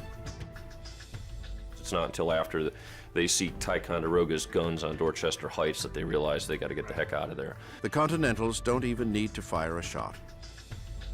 Howe issues a futile order for his ship's cannon to fire on the Continental position, but Washington's guns sit just out of range. Luckily for Howe, his ships are also out of Washington's range. Howe and his army prepare to abandon the city and take thousands of Loyalist citizens with them. One Loyalist would later write, "The necessary care of the women, sick and wounded, required every assistance that could be given. It was not like the breaking up of a camp, where every man knows his duty. It was like departing your country, with your wives, your servants, your household furniture, and all your encumbrances." Over the next 2 weeks, the Continentals watch from above as all of Boston scrambles to evacuate, taking everything with them that isn't nailed down. It is a bitter exile for the Loyalists, many of whose families had lived in Boston for generations. By March 17th, they are all gone. 120 ships carry 9,000 redcoats, 2,000 Loyalists, and as many of the city's usable goods as possible, out to an unknown fate. The Patriots return to the city, the beloved birthplace of the rebellion, and Washington enjoys the first victory of his command. But it will be his last for the rest of a grueling and humiliating year. 1776 will see 33,000 British troops, the largest contingent ever sent overseas, head for America to grind the revolution into dust.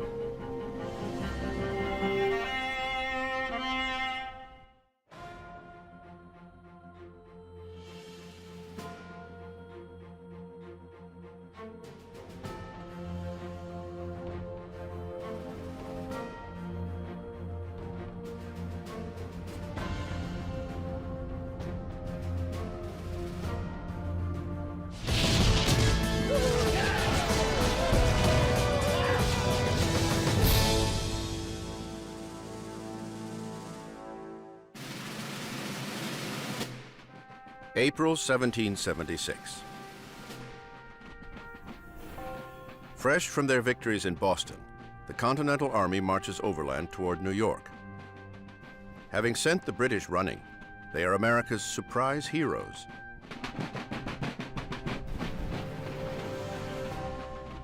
Now 10,000 strong, a new notion gathers around them, an idea that will drive the warring British and American armies on a collision course. America wants independence. It will take George Washington and his citizen army everything they've got to win it. The heroes of Massachusetts, now riding high on confidence, have not even begun to taste the full power of the King's vengeance. The British are coming back, this time to deliver a more decisive blow. As they move toward New York by sea, they assemble an armada, the size of which the world has never seen. The British commander, General William Howe, fully understands his orders. What had begun in Massachusetts as an annoying insurgency is quickly becoming an expensive and embarrassing war. It is time to stop it. Flushed with the idea of superiority after the evacuation of Boston, the Americans desire decisive action. Nothing is more sought for by us. General William Howe. New York is the perfect place to end this rebellion, one way or another. The importance of New York City is not lost to either William Howe or George Washington. Whomever controls New York City will control the Hudson River and by extension have the ability to sever the lines of communication between New England and the remaining colonies. This was the grand strategy that was going to subdue the rebellion, that would break the colonies in half along this river, that would separate the cockpit of the revolution in Boston from the cockpit in Virginia, in New York, in New Jersey, and by that means bring about the collapse of the rebellion. The conflict that has been fought militarily in Boston and politically in Philadelphia now comes to New York, a city already bitterly divided between loyalists and patriots. Each side, loyalist and patriot, is waiting for the great clash that will decide their fate. A British victory would likely end the war and return the colonies to the king. A continental win could set the colonies free. At stake, liberty. The word that has been in colonial ears since the outset of the year, when a slim pamphlet set America ablaze. The sun never shined on a cause of greater worth. Everything that is right or reasonable pleads for separation. The blood of the slain, the weeping voice of nature cries, "'Tis time to part." Finally, someone has given the colonists a vocabulary of revolution. But who is the author?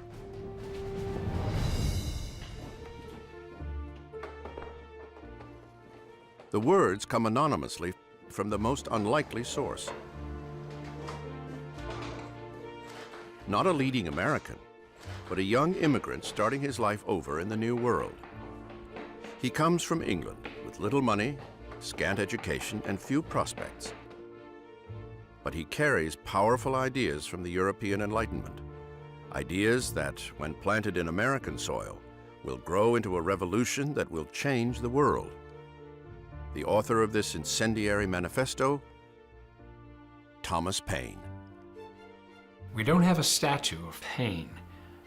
He's got to be the only founding father who has not been commemorated in marble and bronze because he was a true radical. Young Tom Paine had never amounted to much in England, though he had tried his hand at everything. He had been a house servant, a merchant marine, and even a corset maker. In each of these pursuits, he would universally fail. Paine would discover himself in Philadelphia. Like many immigrants, it becomes his blank slate, his chance to start over. It is this same spirit Paine sees in America. Restless, searching, ambitious. The raw makings of a new world, without the burden of kings or powerful churches. It is a vision Paine turns into 46 simple pages, plain enough for every farmer, fishmonger, or founding father to understand. He calls it simply common sense. We have it within our power to begin the world over again. 'Tis not the concern of a day, a year, or an age. Now is the seed time of continental union. Common Sense conjured up a vision of a very democratic America still to be, an America in the making. The pamphlet quickly becomes a sensation, a best-selling how-to book on making revolution. Some say 100,000 copies of this were published. Translate that into population rates today, that would be like selling 20 million books through Amazon or Barnes & Noble. That's an awful lot of communicating. Colonists now contemplate the once unthinkable, breaking with the King of England. Thomas Paine has finally told them what to do. Begin a new world. Begin America.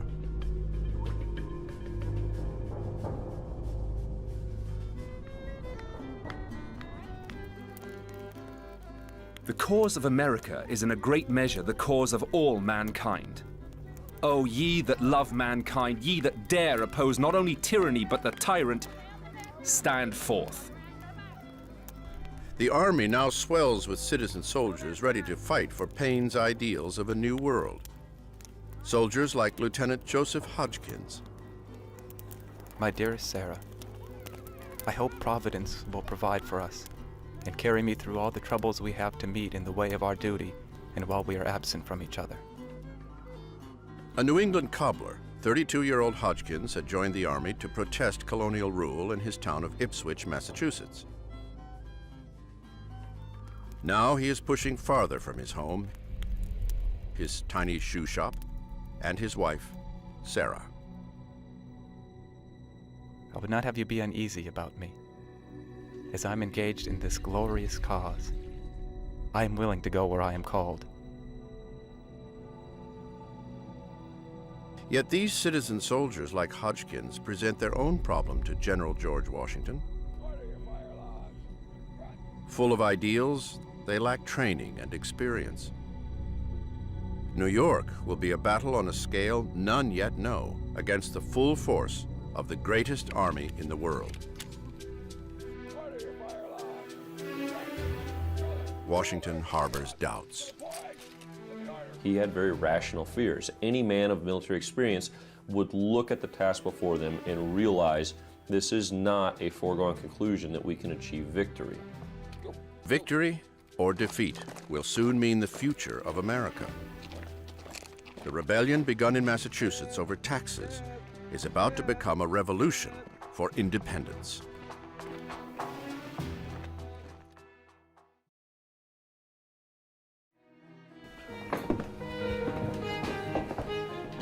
June 1776.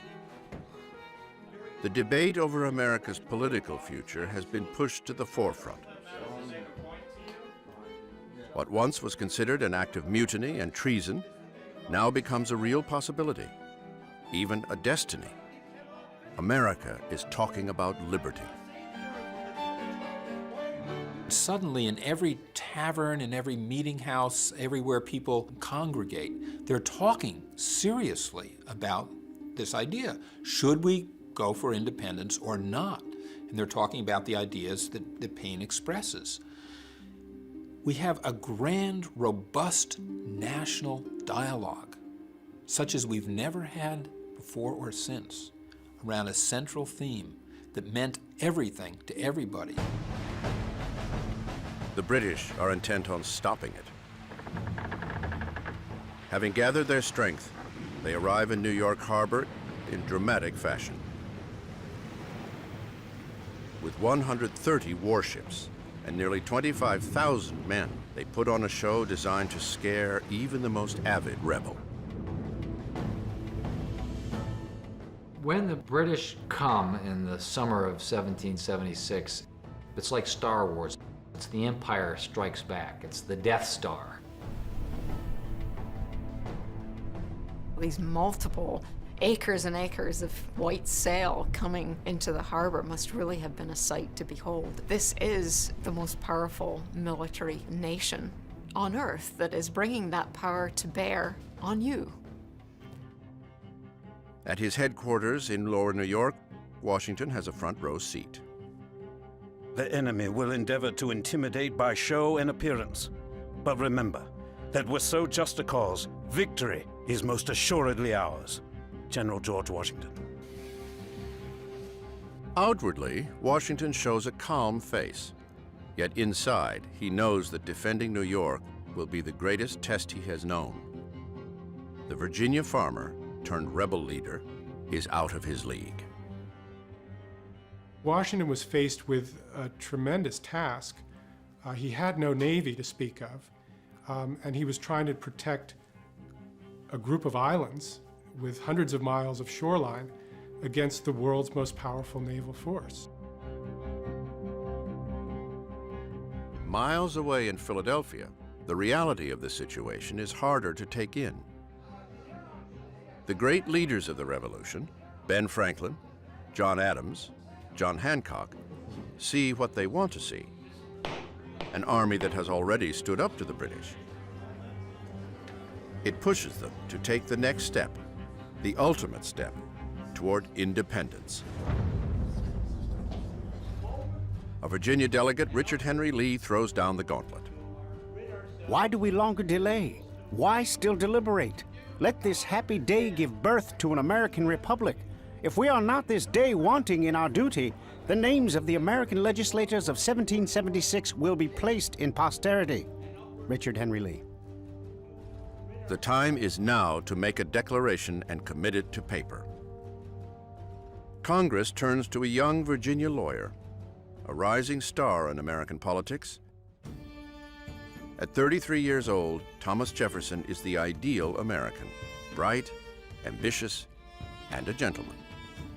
Jefferson was a tall, slender, gentle, engaging man who wanted to be a scholar and never got a chance because he was such a good politician. Of all the revolutionaries, if I could sit with one at dinner, he'd be the one.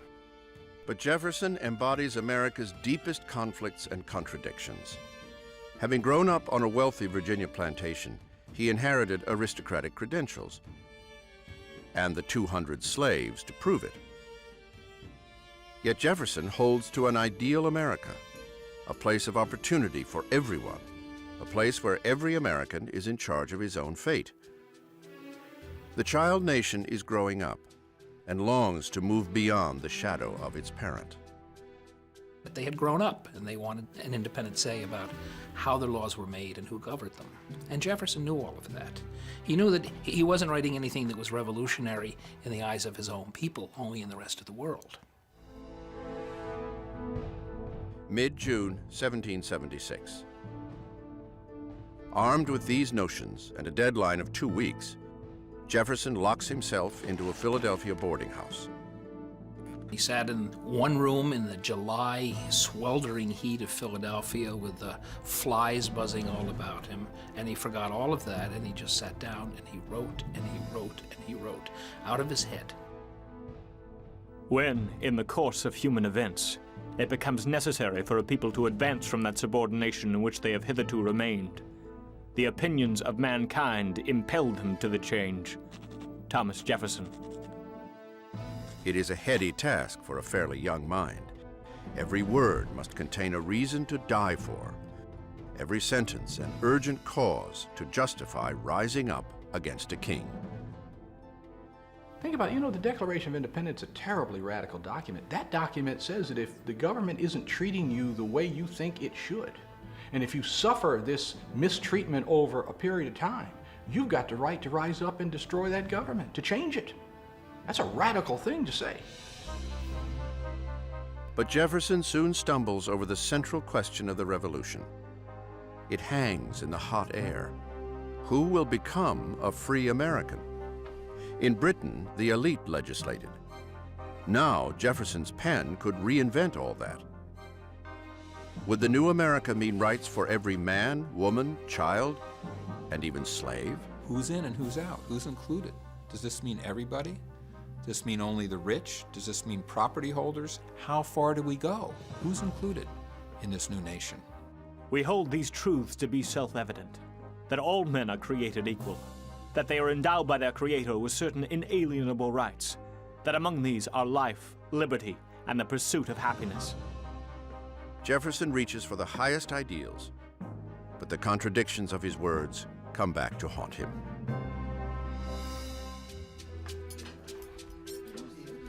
All the talk about freedom and liberty. All of this reaches the ears of nearly 500,000 colonists who are black. That's 1/5 of the population. Slavery already divides the colonies. Now, with the talk of independence, it takes front row. Some colonists draw the line at giving liberty to slaves. Others bristle at the hypocrisy of fighting for independence while sanctioning slavery. Jefferson himself remains divided. His own slaves watch their fates debated before them. When Thomas Jefferson, incidentally the holder of over 100 slaves at this moment, wrote, "We hold these truths to be self-evident that all men are created equal, endowed by their Creator with certain unalienable rights, and among these are life, liberty, and the pursuit of happiness." You don't think his slaves said, "Right on, John, right, right on, Thomas," that this is precisely what we want. Many slaves choose not to wait. From cities and plantations across America, blacks begin an exodus. They flee. On Washington's plantation, we know that 17 slaves ran. Stephen, 20 years old, a cooper by trade. Deborah, a 16-year-old woman. Peter, an old man. 23 fled from Jefferson. These people had made decisions. What's best for them? Patriot or loyalist didn't really matter. What's my best bet? What does a man like Jefferson make of this? When the slaves flee? Well, it throws in his face the notion of the enlightened slave master. And it comes upon him with great force, I think, if it hadn't before. That there's a fundamental contradiction in this whole revolution project between fighting for unalienable rights and holding slaves. He knew that. Jefferson takes aim at slavery with scathing indictments of its wrongfulness. He puts them in his draft, yet falls short of calling for the end of slaveholding. Major battles are looming. Compromises must be made. In Philadelphia, his draft will soon be thrown to the varied interests in Congress. They will tear it apart. While in New York, the Continental Army prepares to put its life on the line for the dream of independence.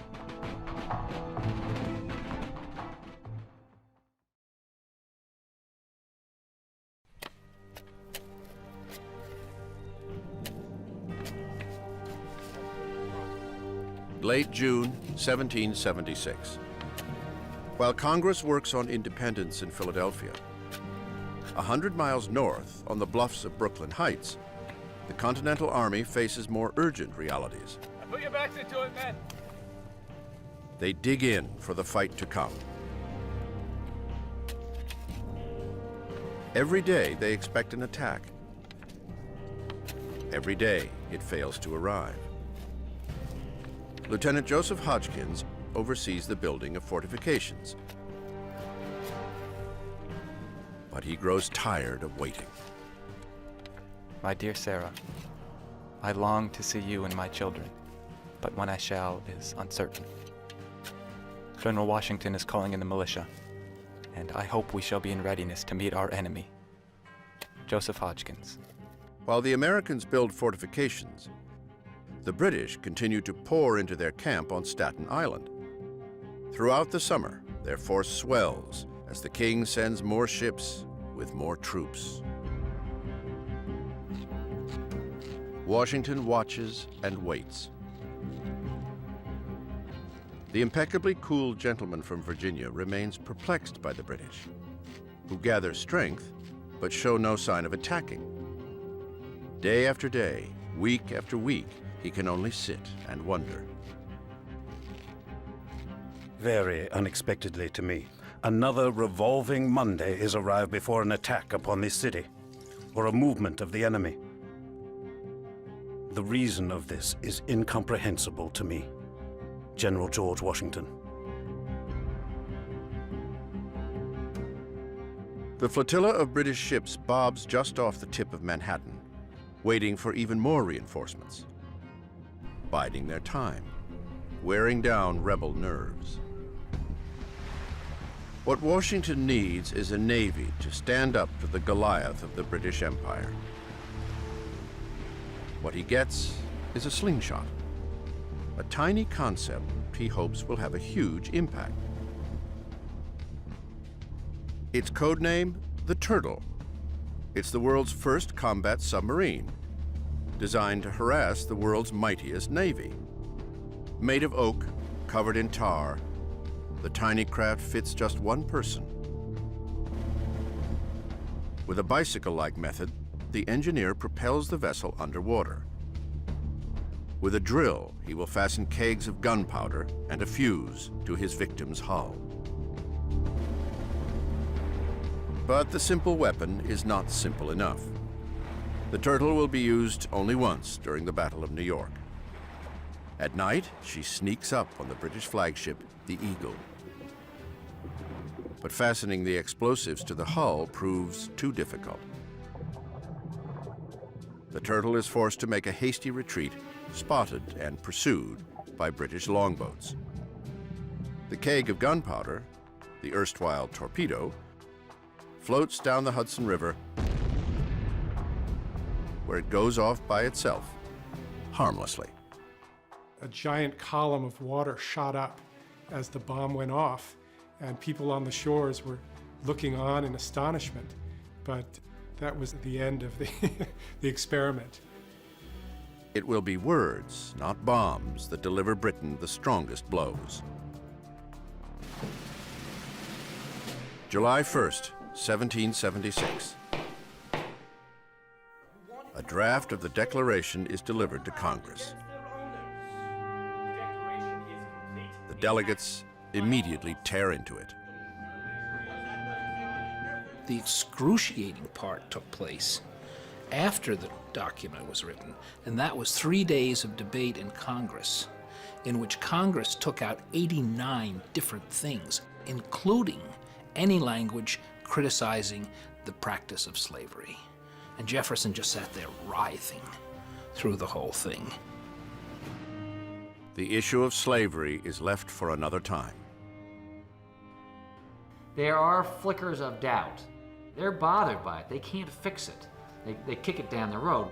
They basically postpone the problem to be reckoned with on another day. That day became the Civil War. It was a pretty bad day. But it's not that they're not bothered by it. They know it's wrong, they just don't know how to deal with it. The pressure of time once again intervenes. On July 2nd, the matter of independence must be put to a vote. It passes. The second day of July, 1776, will be the most memorable in the history of America. It ought to be solemnized with pomp and parade, with shows, games, sports, guns, bells, bonfires, and illuminations from one end of this continent to the other, from this time forward forevermore. John Adams, Congressional Delegate. Adams is a little off on the date, but close. 2 more days are necessary to hammer out the final declaration. On July 4th, independence becomes written fact.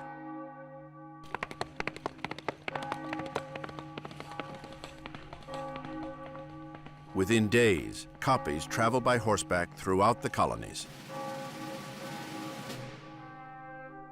No one had set out to create a war of independence, yet they had delivered one.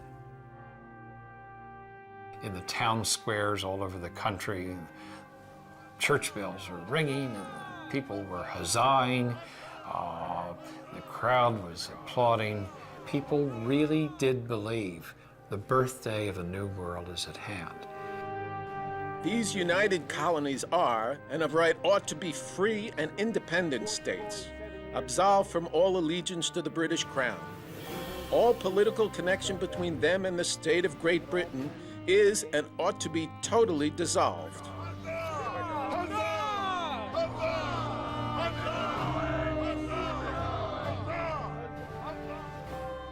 For those who had only imagined such a document, its realization is inspiring and sobering.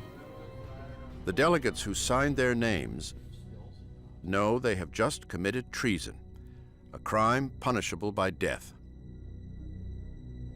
All of our founding fathers, they think they're going to hang. We either hang together or hang separately. That was literal. They are outlaws. And if they fall into the hands of the British Army, they think they're going to swing from a tree. It is the reckoning at the hands of King George that is on the minds of the signers, and for everyone across the colonies who supports independence.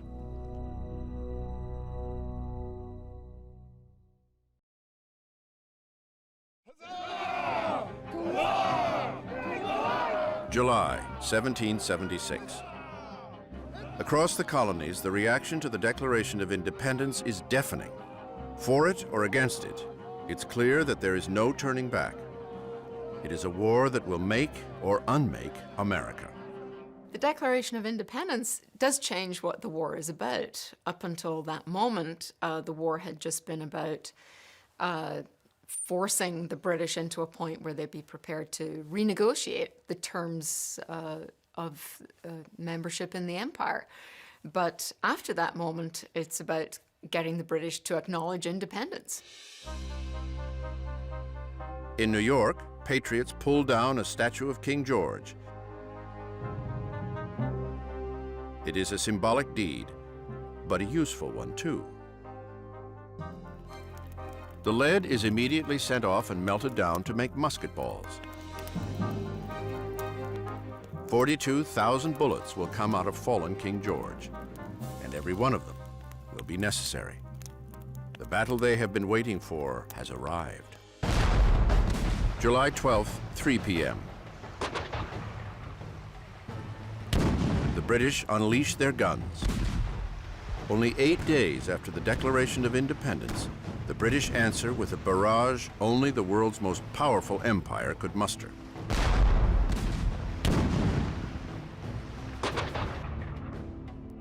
Soldiers and citizens alike freeze with fear.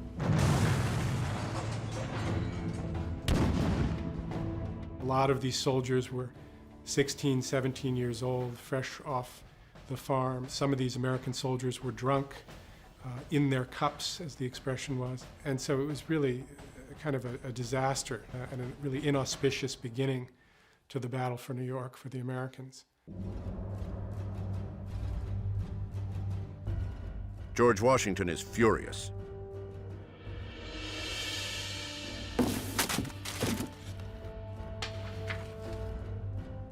The British have made clear their power. Now, inexplicably, they stop the attack.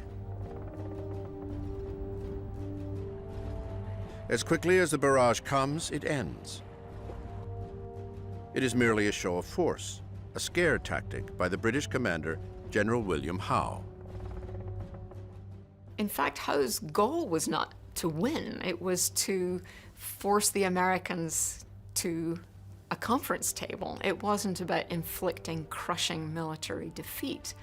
It wasn't about humiliating the colonists. It was about showing them that British liberty was something worth having. The British, having amply displayed their might, now counter with an invitation to talk peace. But Howe makes a small, yet costly, miscalculation. The message he sends is addressed simply to George Washington, a breach of protocol that is instantly recognizable. The British are in a very difficult position. If they address the latter as His Excellency George Washington, Commander-in-Chief, they're effectively recognizing the legitimacy of the Continental Army. For Washington, this is a critical thing. He needs to be recognized. They are equals, after all. Howe commands an army, Washington commands an army. The messenger and his various letters is rebuked several times. Finally, the letter is accepted. But by then, Washington wants no part of it. He sets aside the letter without opening it. The Americans will not consider negotiating. So high is the vanity and the insolence of these men. Their leaders seem to risk everything, so that blows and war seem inevitable. Ambrose Searle, British Secretary.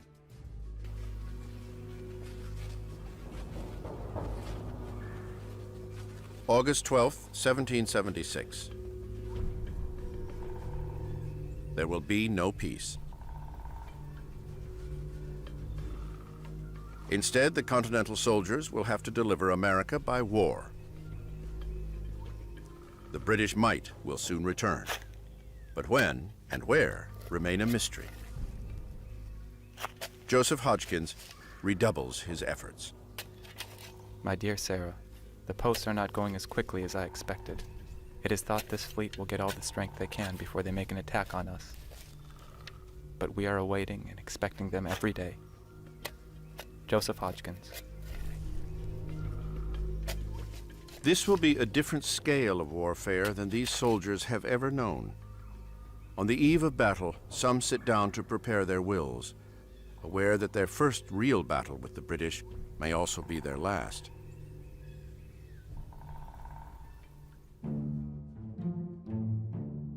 At their camp on Staten Island, the British are not nearly so nervous.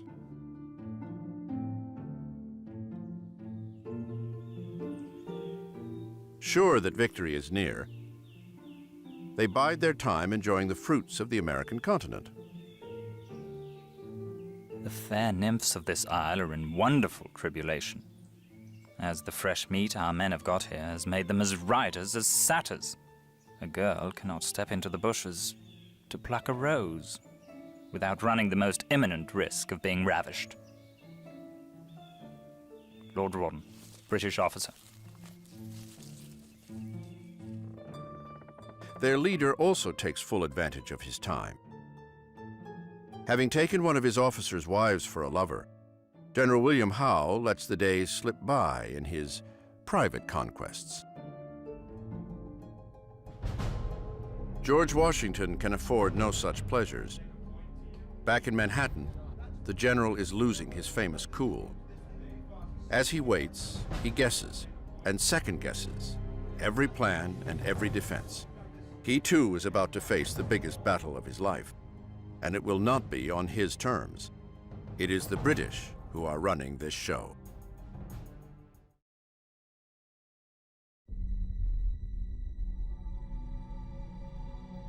Late August, Long Island, D-Day.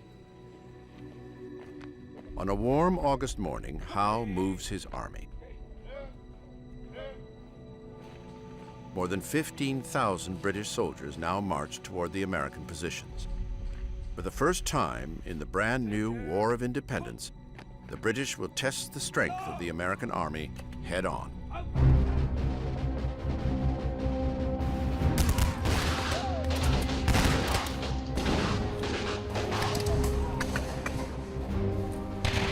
The British attacked first, with 2 columns taking the Continentals in a frontal assault.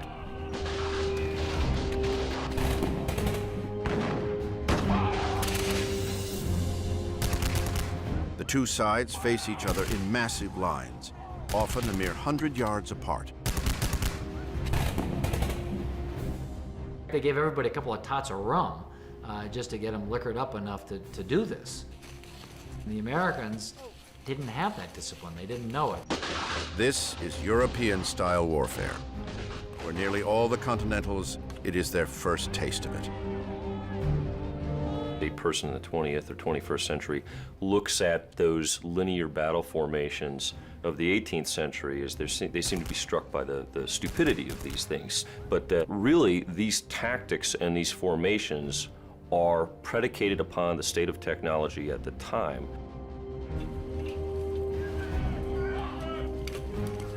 In open field battles and in smaller forest skirmishes, the Americans struggle to hold their own.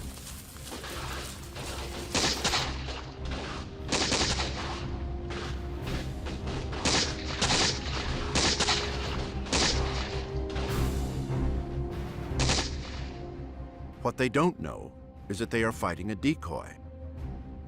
The bulk of Howe's army is actually a third flank, marching out and around the American forces. Washington has not prepared for this. By 10 a.m., the British break through the rear ranks and devastate the lines of the Continental Army.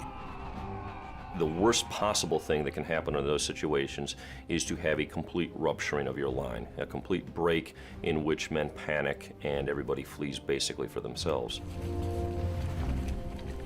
It is, without a doubt, the most demoralizing, disheartening sort of experience that these soldiers could have possibly felt.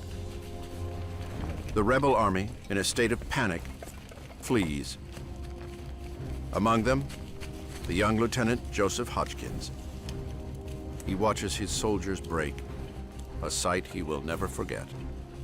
Loving wife, in the woods and in the night, the enemy marched out 2 different ways. We were obliged to go through fire and water. It seems the day is come that in all probability depends the salvation of this country. Joseph Hodgkins.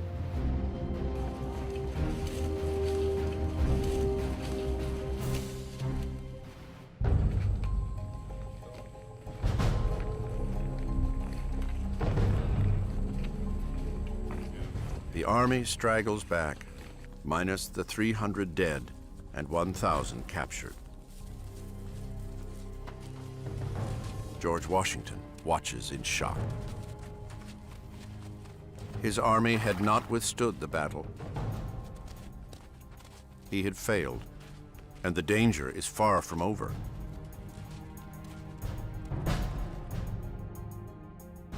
At Brooklyn Heights, the army is trapped on all sides. The British Navy commands the waterways to the west. From the east and south, Howe's army closes in on the shattered Continental defenses. All looks lost, but the end would not come just yet. In a last effort to save his army, Washington orders an immediate retreat to start at nightfall.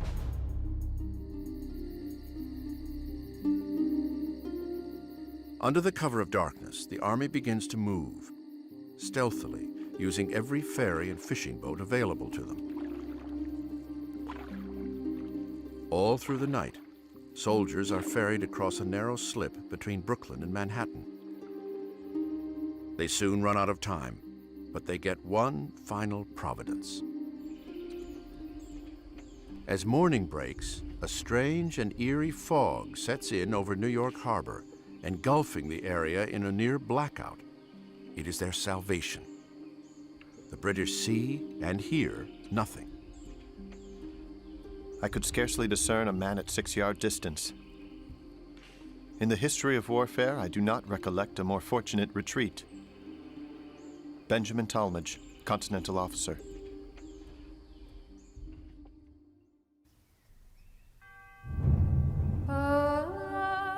When the fog lifts, the British are met with an empty camp. The Continental Army, just hours before on the verge of defeat, has vanished overnight. The failure to capture them and to really put a stop to the war by rounding up the rebel forces really was perhaps one of the greatest blunders of the war, because it was in New York with the greatest armada, the greatest number of men that they had at any time during those 8 years.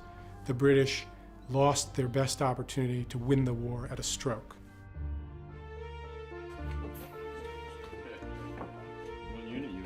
The remains of the rebel army recuperate. Dispirited and defeated, they can only wonder what will happen next.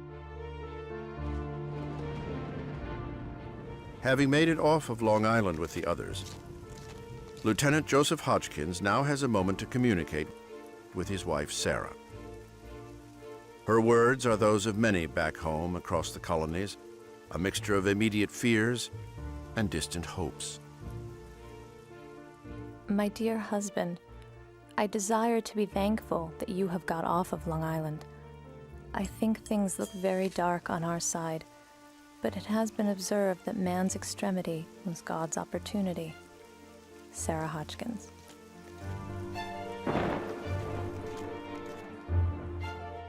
George Washington is wrecked.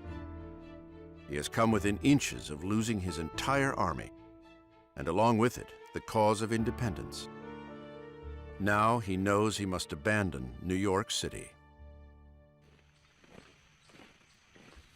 The Continental Army is in no shape to fight again. They leave the city and go north along Manhattan Island. A few months ago, they were being treated as heroes. Now they are in full retreat.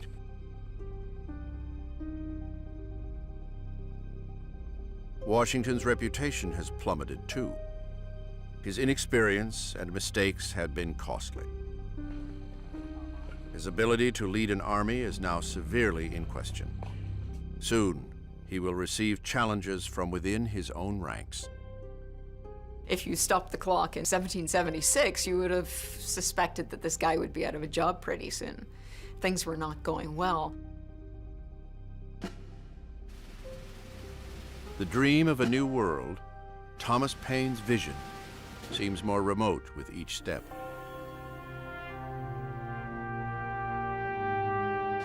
Across America, spirits are depleted.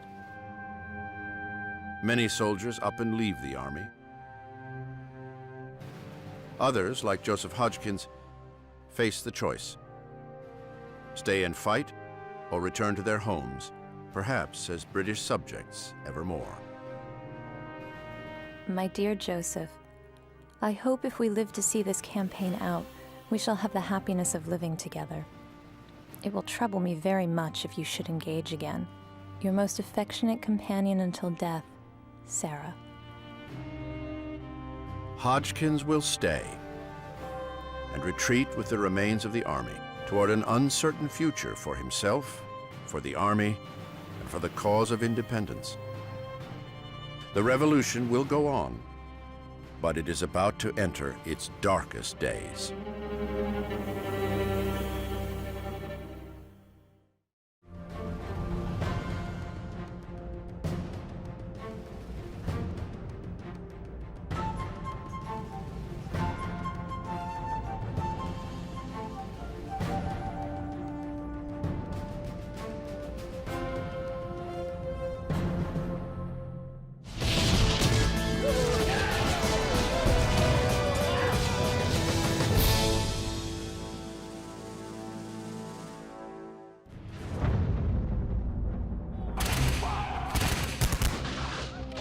September 1776, New York. The rebel army is in retreat, pursued by the British up the Isle of Manhattan. In battle after battle, the colonial army is sent running, overwhelmed by the British forces and their superior power.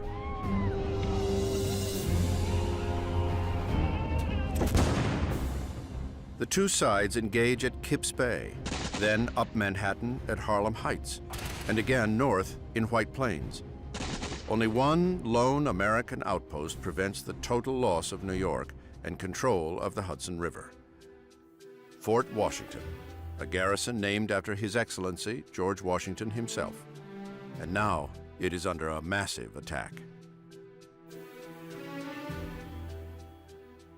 George Washington watches the terrifying scene from just across the Hudson River. His last hold on New York is fading fast. Nearly all of his officers had recommended abandoning it. Fort Washington was not built to defend itself against such a sizable British onslaught. The Continental soldiers prepare themselves for a last stand, but they are in no shape for heroics. A month of steady defeats have left them exhausted. And now, again, they are outnumbered. 3,000 of them against 8,000 royals. It was Washington's most trusted general, Nathanael Greene, who had convinced the commander to defend the fort. Greene, a young and talented Rhode Island officer, had, over time, become Washington's most trusted confidant. But this time, following his advice is a disastrous error in judgment for the rebel leader. Nathanael Greene opines that he can hold that fort with the men he has available to him, and he recommends that course of action to Washington. Washington trusts this very capable and energetic subordinate, and Greene was wrong. The British Army is unstoppable. Not only do they have the numbers, they put their big guns out in front. They unleash a fierce battalion of German fighters called the Hessians. The Hessians are unmistakable. From their armored helmets to their expertise with the bayonet, they are a near mythical vision from the old world. England has used foreigners for centuries to help fight their wars. But in America, the Hessians create a new specter. At once feared and hated, they are seen as outsiders in a conflict between brothers. They quickly gain a reputation as detested mercenaries. The Hessians did not regard themselves as engaged in a civil war. And wherever the German mercenaries went, oftentimes there were allegations of all sorts of brutality, ranging from sexual violence to stealing of supplies.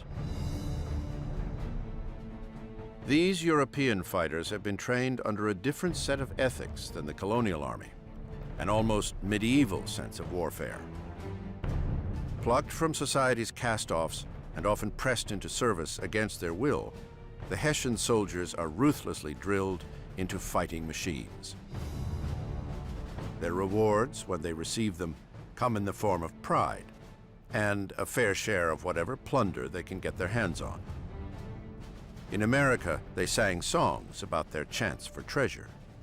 Go with us to America. There will be enough for all. There will be silver, gold, and money. Everything that a man seeks in the world, all that a man seeks there, is in America. Essentially, the Hessians operated according to a code that made sense in Germany, but was very different from anything that Americans had been familiar with. On this day, the Hessians earn their worth. They lead the British in overwhelming Fort Washington in mere hours.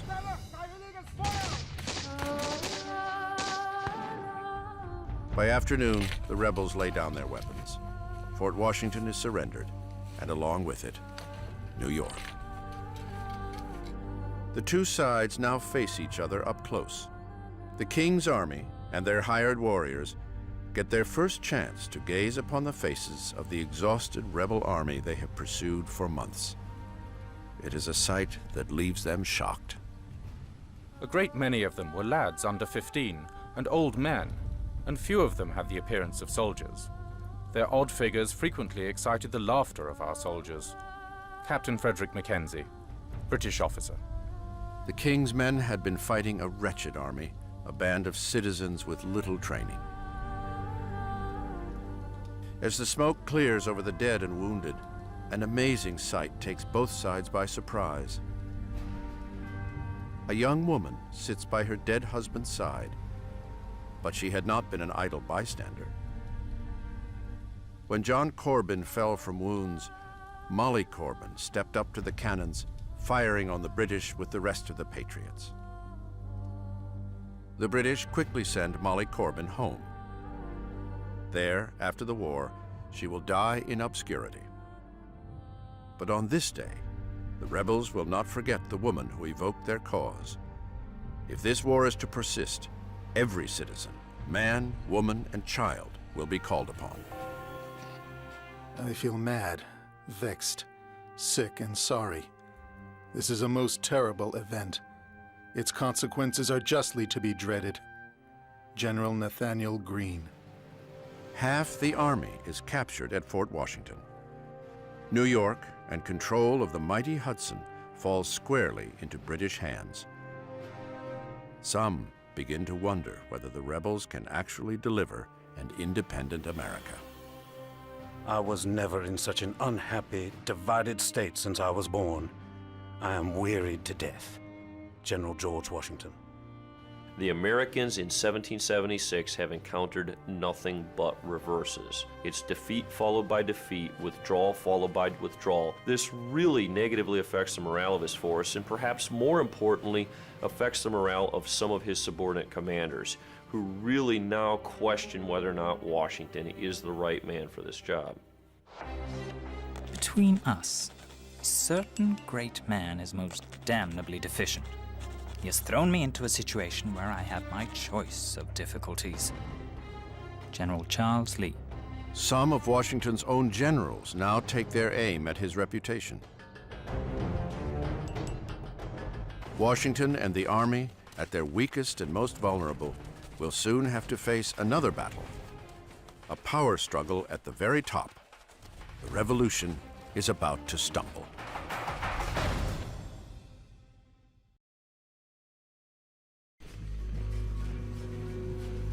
November 1776. George Washington's Continental Army is in full retreat across New Jersey. He has just lost New York, and with it, half his army. Washington cannot afford another confrontation. Hundreds had died. Many thousands more had been taken as prisoners of war.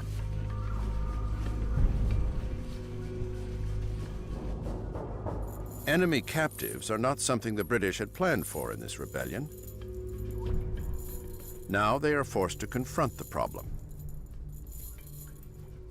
After the defeat in New York, the British find themselves holding more American prisoners than they know what to do with. And so they're going to use the Sugar Hut and a number of other large structures that can quickly be made secure. They're also going to use prison ships. Of all the places of internment, the ships quickly become the most notorious. Thousands are thrown into the holds of decommissioned warships. There, with inadequate food, hygiene, and air, disease runs rampant. Starvation is common. Being here is almost worse than a quick death on the battlefield. Some of these ships would have 1,000 men, 1,000 prisoners, and perhaps a dozen a day would be taken out dead and buried in the shallow graves on the sandy shores of Brooklyn. I now found myself among a collection of the most wretched and disgusting-looking objects that I ever beheld in human form, now shriveled and surrounded with the horrors of sickness and death. Here, thought I, must I linger till death should terminate my sufferings. Ebenezer Fox, prisoner. To the British, these men are not just prisoners of war, they are traitors. Yet their punishment will not be swift. Instead of an executioner's hand, these rebels will be left to rot.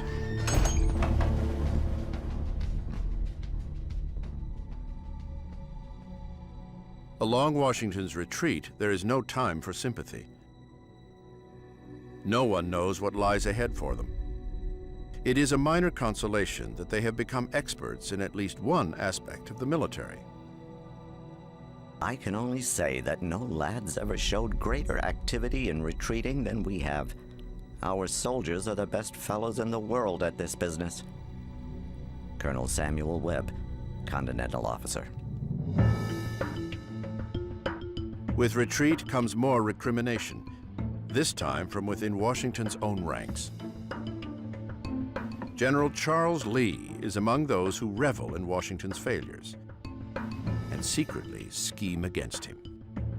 In late November of 1776, Lee steps up his campaign for the commander's job. Like Washington, Lee is ambitious for glory, but their similarities end there. Where George Washington has a famous grace, Charles Lee has an infamous coarseness. He was a slob. He didn't wash. He always had a pack of dogs going everywhere with him. He consorted with low women. He was not a gentleman. A corporal's wife would be his preference. Yet as a general, his prowess is undeniable, even intimidating. He had, after all, learned his skills in the best army in the world, the British. Lee is arguably the most qualified general officer in the American Army in a strictly military sense. He fought in the French and Indian War, he fought in continental Europe during the 7 Years' War, he fought from Russia to Poland. He's exceptionally experienced, but this experience breeds some hubris. He thinks that he knows better. Passed over for promotion in England, Lee jumped ship for America, only to find himself subordinate to George Washington. Now, Lee's sense of self-worth pushes him toward betrayal once again. This time, he wants what he deserves: command of the Continental Army. I foresaw all that has happened. Had I the powers, I could do much good. Confidence in General George Washington is at an all-time low. Lee's chance is at hand. Late November 1776. The two generals now lead regiments in separate retreats. Washington through the center of New Jersey with the main army. Lee north with a regiment of 4,000. As they move, Lee corresponds with all those who might be sympathetic to his personal cause. These include a once faithful adjutant to Washington, a certain Colonel Joseph Reed.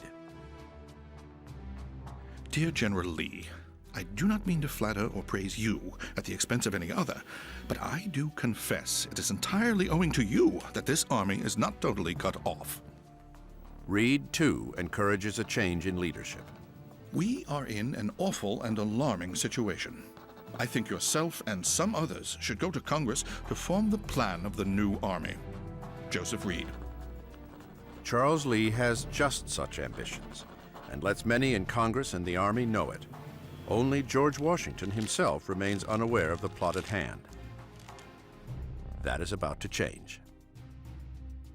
Washington, by accident, opened a letter from Charles Lee to Joseph Reed, and it was clear that the two men had been discussing Washington's fatal indecision of mind.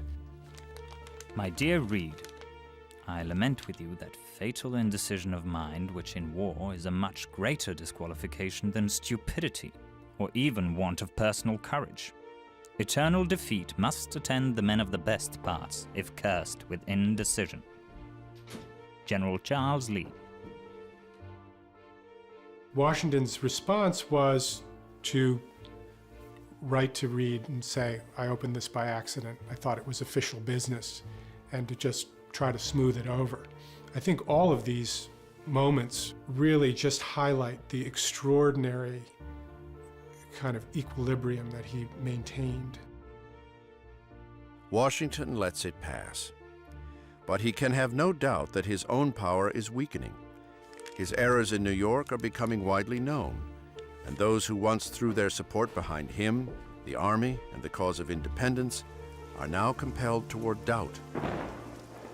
A sense of doom gathers across America. Washington is devastated by his defeats. This public relations disaster means that the people don't support the Army. They're back to maybe we should, maybe we shouldn't try a revolution. It is the opportunity the British have been waiting for. Into this vacuum of power and the flagging spirit for rebellion, they issue a proclamation. They offer leniency to those who pledge allegiance to the king. Those who will not shall be considered traitors. Every American had to choose. Do I support the Patriots? Do I support the Loyalists? Is there any neutral ground between them? How do you make this choice? People are not only making this choice according to their political beliefs or whether they, really respect the king or not. They're often making this choice according to what's best for them. The soul of the revolution is now up for grabs. Who will come out ahead? General Charles Lee, George Washington, or the British Army? What each does next will determine the outcome. America's revolution hangs in the balance.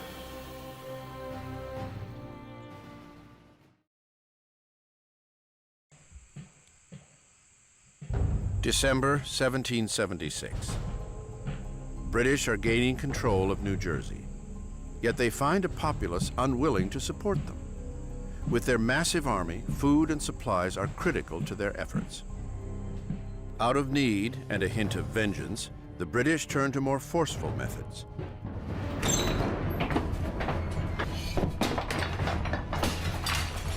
They take what they need by whatever means necessary.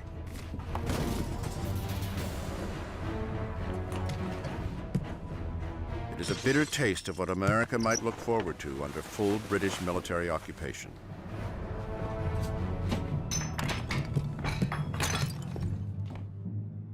They have taken hogs, sheep, horses, and cows everywhere.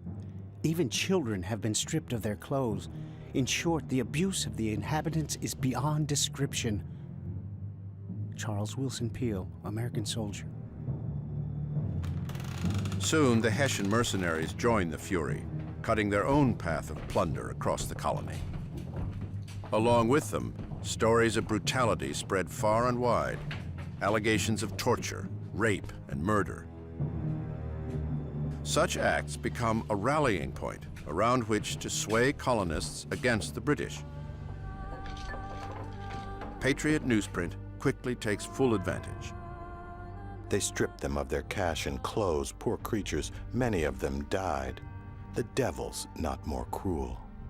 It was a huge propaganda coup for the colonists, who were able to isolate a few incidents of Hessian brutality and atrocities and project that as par for the course.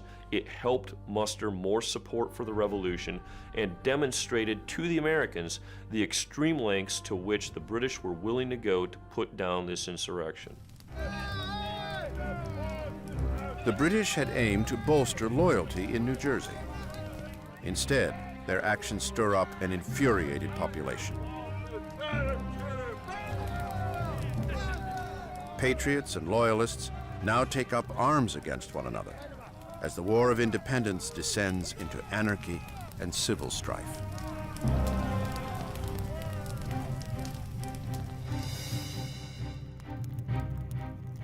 Washington can sense the mounting chaos.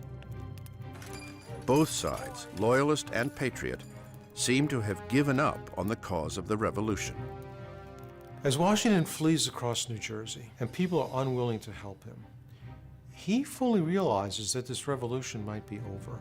He's a commander-in-chief of an army that has shrunk drastically. He's on the run with the enemy on his heels. Congressmen write their wives and their friends letters saying that the game is just about up. They're fearful that this war is shortly going to be over. Washington turns his focus toward Philadelphia, around which he will try to build a defense. But General Charles Lee's troops are still 50 miles north. Without them, Washington's numbers are inadequate. Like it or not, he needs Lee. Lee has other plans, and they don't include helping Washington. He ignores the commander's almost daily pleas to rejoin the main army. December 1. Dear Sir, the enemy are advancing, and from information not to be doubted, mean to push to Philadelphia. I must entreat you to hasten your march as much as possible, or your arrival may be too late to answer any valuable purpose. General George Washington. Technically, Washington could have ordered Charles Lee to do what he wanted. Dear Sir, having wrote you fully both yesterday and today of my situation, you will readily agree that I have sufficient cause for my anxiety and to wish for your arrival as early as possible. Perhaps Washington thought that with a loose cannon like Lee, perhaps the best way was not force, but to cajole him into seeing things the same way.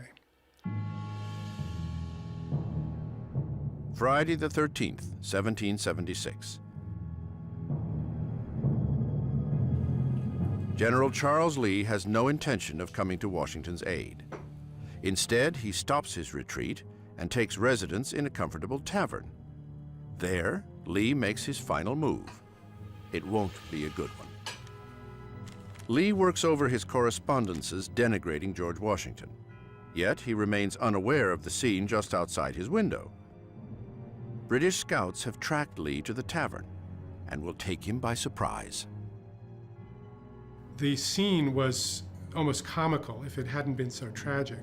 Lee was surrounded by a British cavalry in his dressing gown and slippers, basically. Lee puts up no fight.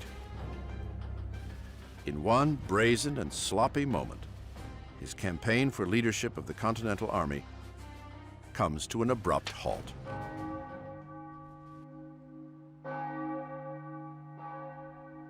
London celebrates the capture. The traitor Lee, some say, is the only rebel general they had cause to fear. Even the stock market goes up on the belief that this is the coup that will end the war. But Washington is not so easily fazed. A political rival out of the way, and his absent troops now marching toward him, Washington regains his sense of mission. His own officers, like General Nathaniel Greene, take notice. His Excellency, George Washington, never appeared so much advantage as in the hour of distress. Again, it falls to Washington to turn the fortunes of the war, if it isn't too late.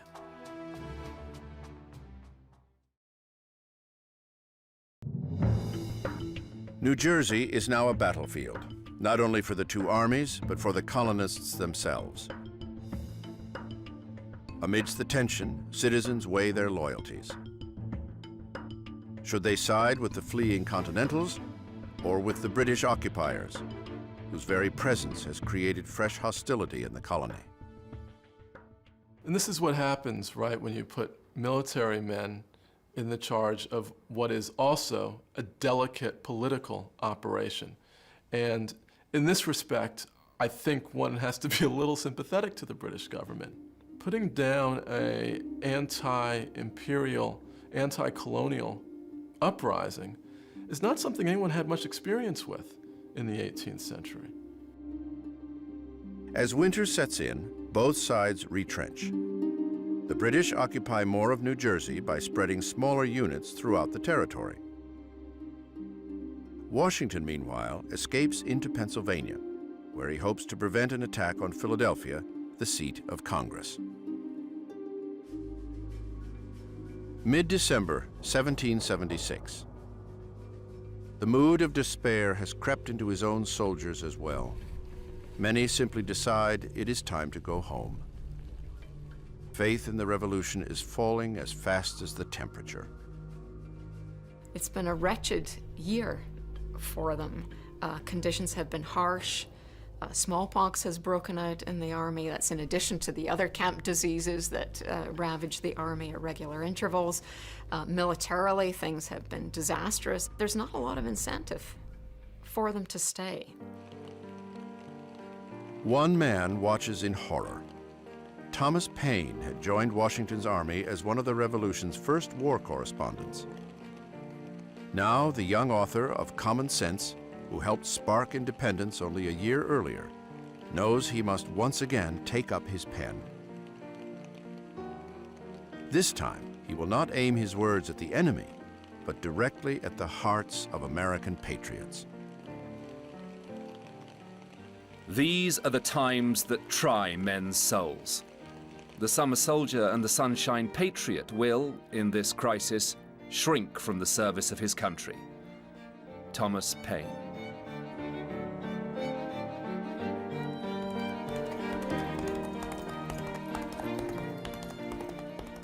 With a sense that the war rides as much on his words as on the musket ball, Paine rushes to Philadelphia to print his new manifesto.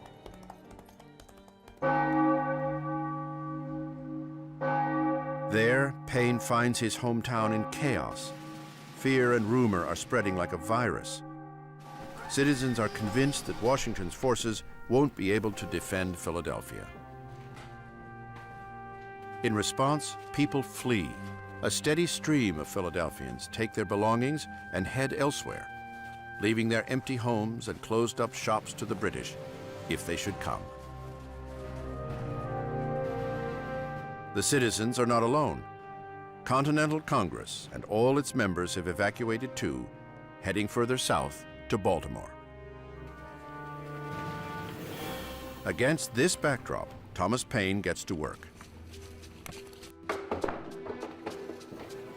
In a span of 10 days, the young author and printer, the man who arrived in America only a few years ago full of hopes to begin a new world in these raw colonies, sets his thoughts to print.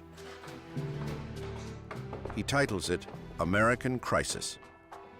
As quickly and widely as common sense had spread, so too does this book. It begins to work its magic instantly.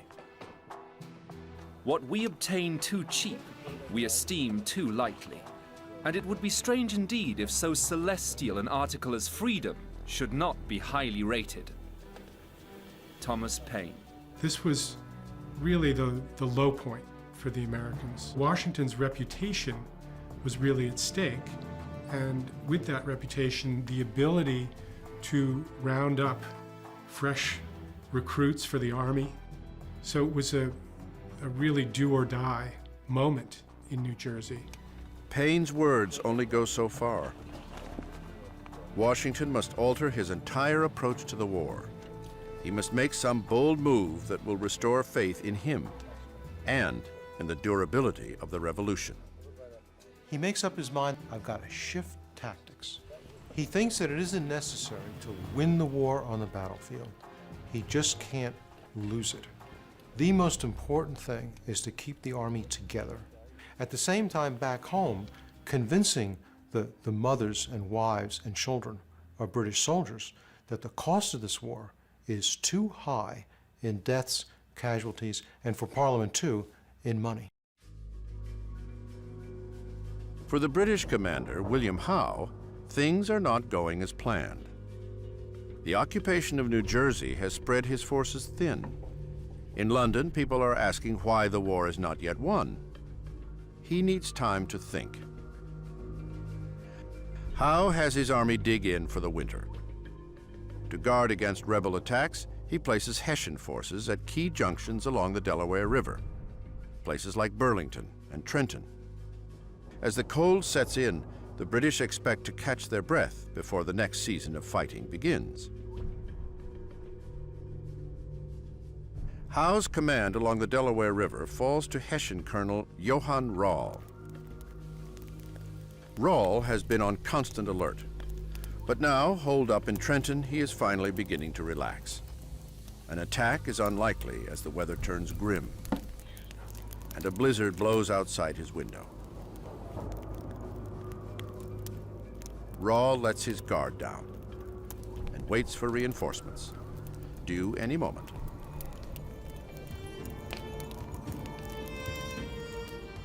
Christmas Eve, New Jersey. Rall's Hessian reinforcements have made an unscheduled stop. Their commander, Colonel von Donop, has decided to spend the night with a fair widow in Mount Holly, just 20 miles from Trenton. The colonel, who was exceedingly devoted to the fair sex, had found the beautiful young widow of a doctor. He wanted to set up rest quarters in Mount Holly, which, to the misfortune of Colonel Rall, he was permitted to do. Captain Johann Ewald, Hessian officer.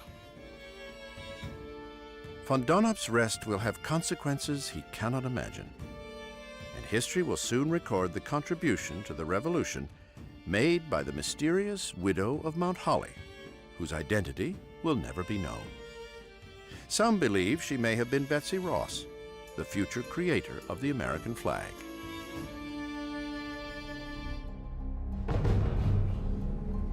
Scouts soon report to Washington that the Hessian army has left its defenses down. Washington hatches his plan.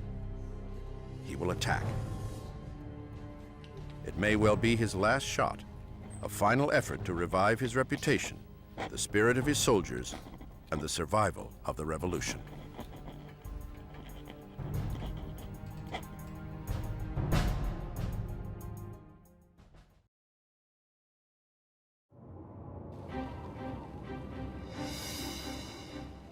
In the last cold days of 1776, Washington prepares his army for what may be the final gambit in the War of Independence. Few believe he can still be victorious. His own soldiers regularly leave the army as their commissions come up. An urgency creeps into everything and everyone. We are all of the opinion, my dear General, that delay is now equal to a total defeat. Some enterprise must be undertaken in our present circumstances, or we must give up the cause. Joseph Reed, Continental Officer. By the time Christmas of 1776 approaches, everything has bottomed out. His army has shrunk to only about 5,000 men. He's lost the support of a lot of the people, and all appears to be lost. It truly is a do-or-die situation. Washington makes a bold decision. He will strike the enemy at Trenton. On Christmas Day, Washington tells his army to prepare. After months of defeat and loss, they understand his purpose. The army will now take the offensive. They will be crossing the Delaware back to New Jersey. Shortly before departing, Washington has American Crisis read aloud. Let it be told to the future world that in the depth of winter, when nothing but hope and virtue could survive, that the city and the country, alarmed at one common danger, came forth to meet and to repulse it. Time hath found us. Thomas Paine. It will be a monumental task. Washington's men must ford a near-frozen river in a blizzard and get across fast enough to take the enemy before dawn by surprise.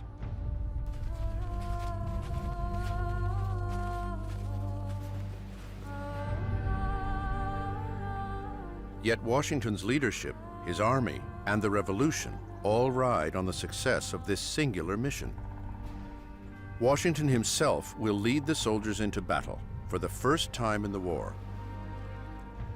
The general knows that if they fail, there will be no more chances.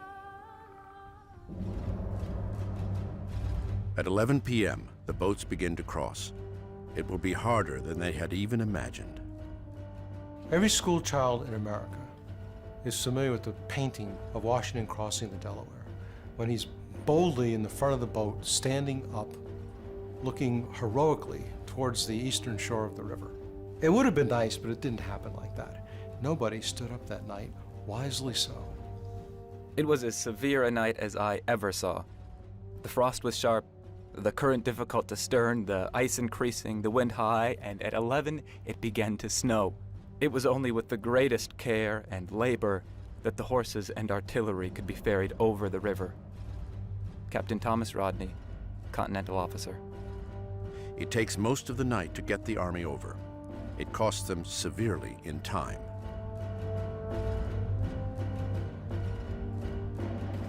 As dawn approaches, this surprise attack on the Hessian forces at Trenton grows nearly impossible. For a moment, Washington considers turning back. It made me despair of surprising the town, as I well knew we could not reach it before the day was fairly broke. I determined to push on at all events. General George Washington. 5 a.m. The weather worsens and the temperatures drop even further. The soldiers, some with only rags on their feet, begin to succumb to the elements. I was so benumbed with cold that I wanted to go to sleep. Had I been passed unnoticed, I should have frozen to death without knowing it. But as good luck attended me, Sergeant Madden came and made me walk about. John Greenwood, Continental Fifer. Not all are so lucky. 2 soldiers lay down in the snow, never to get up again. The others press on.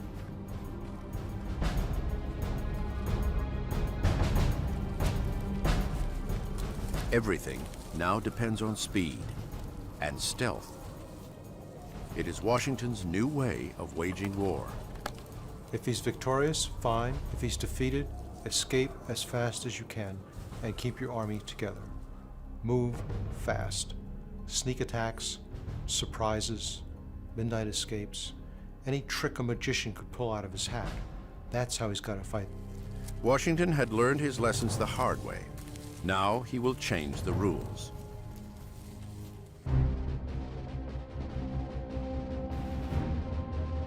In a swift move, he catches the Hessians off guard. It sets off a fierce battle. Hessian soldiers scramble to grab their muskets and meet the enemy.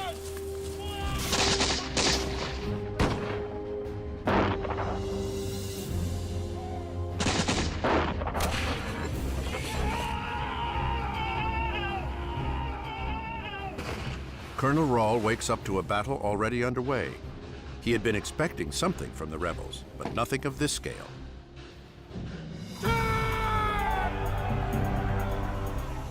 Nor is this the same army the Hessians once met in New York.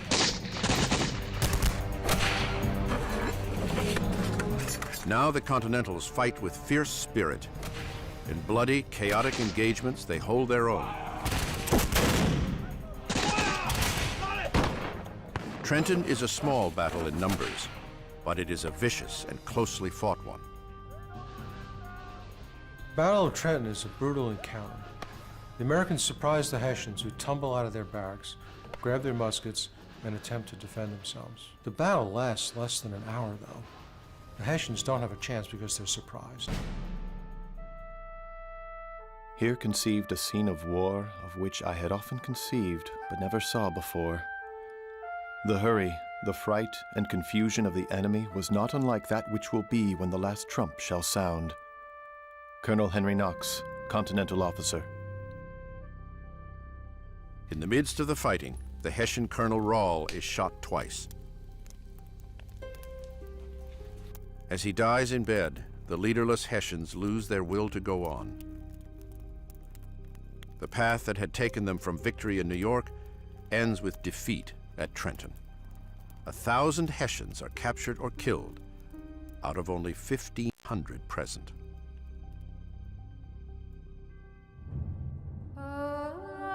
It is Washington's day. Trenton sends a resounding message. The Continental Army is back, and Washington is their undisputed leader. In a year of hardships and loss, he has now learned how to fight this war. Trenton illustrates the genius of George Washington. Here is an opportunity to strike the enemy where he's weak, when he's weak. This is going to establish the pattern for the rest of the war, in which the Continental Army will always live to fight another day, pick low-hanging fruit, frustrate the British, and continue to provide a thorn in the side of the different British commanders. Yet Washington faces one more challenge before 1776 is over.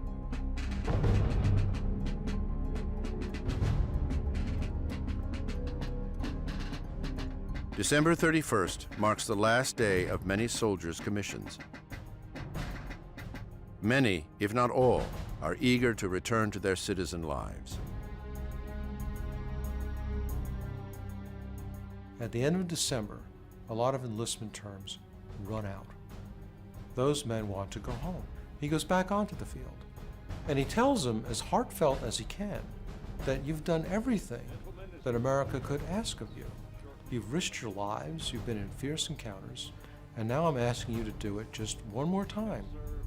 And he waits, and nobody moves. The men have given all they can. Now it is Washington's turn. To anyone who will re-enlist, Washington makes an offer of an additional $10 pay, more than a month's salary. My brave fellows, you have done all I have asked you to do, and more than could be reasonably expected. But your country is at stake. We know not how to spare you. General George Washington. And then one soldier grumbles, well, I might as well keep fighting. He steps forward.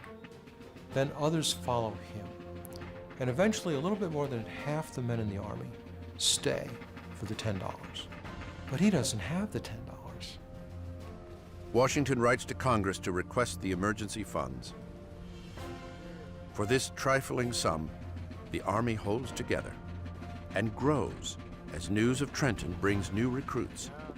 At the very end of this dark year, Washington has revived the revolution. Through most of the fall, there have been a number of officers who thought they could do his job better than he could, and a number of members of Congress who thought the same. That changes after Trenton. That criticism evaporates, at least for a while. And it seems that the tide has turned. At least the army is going to continue to exist. And the army is the revolution. 1776, the year America is born, and a grueling test for the new nation. Liberty is embraced, and then very nearly lost. Washington has saved the revolution, but the biggest battles still lie ahead. With cautious optimism, a friend of George Washington writes him a New Year's card. The year 1776 is over. I am heartily glad of it, and hope neither you nor America will be plagued with such another.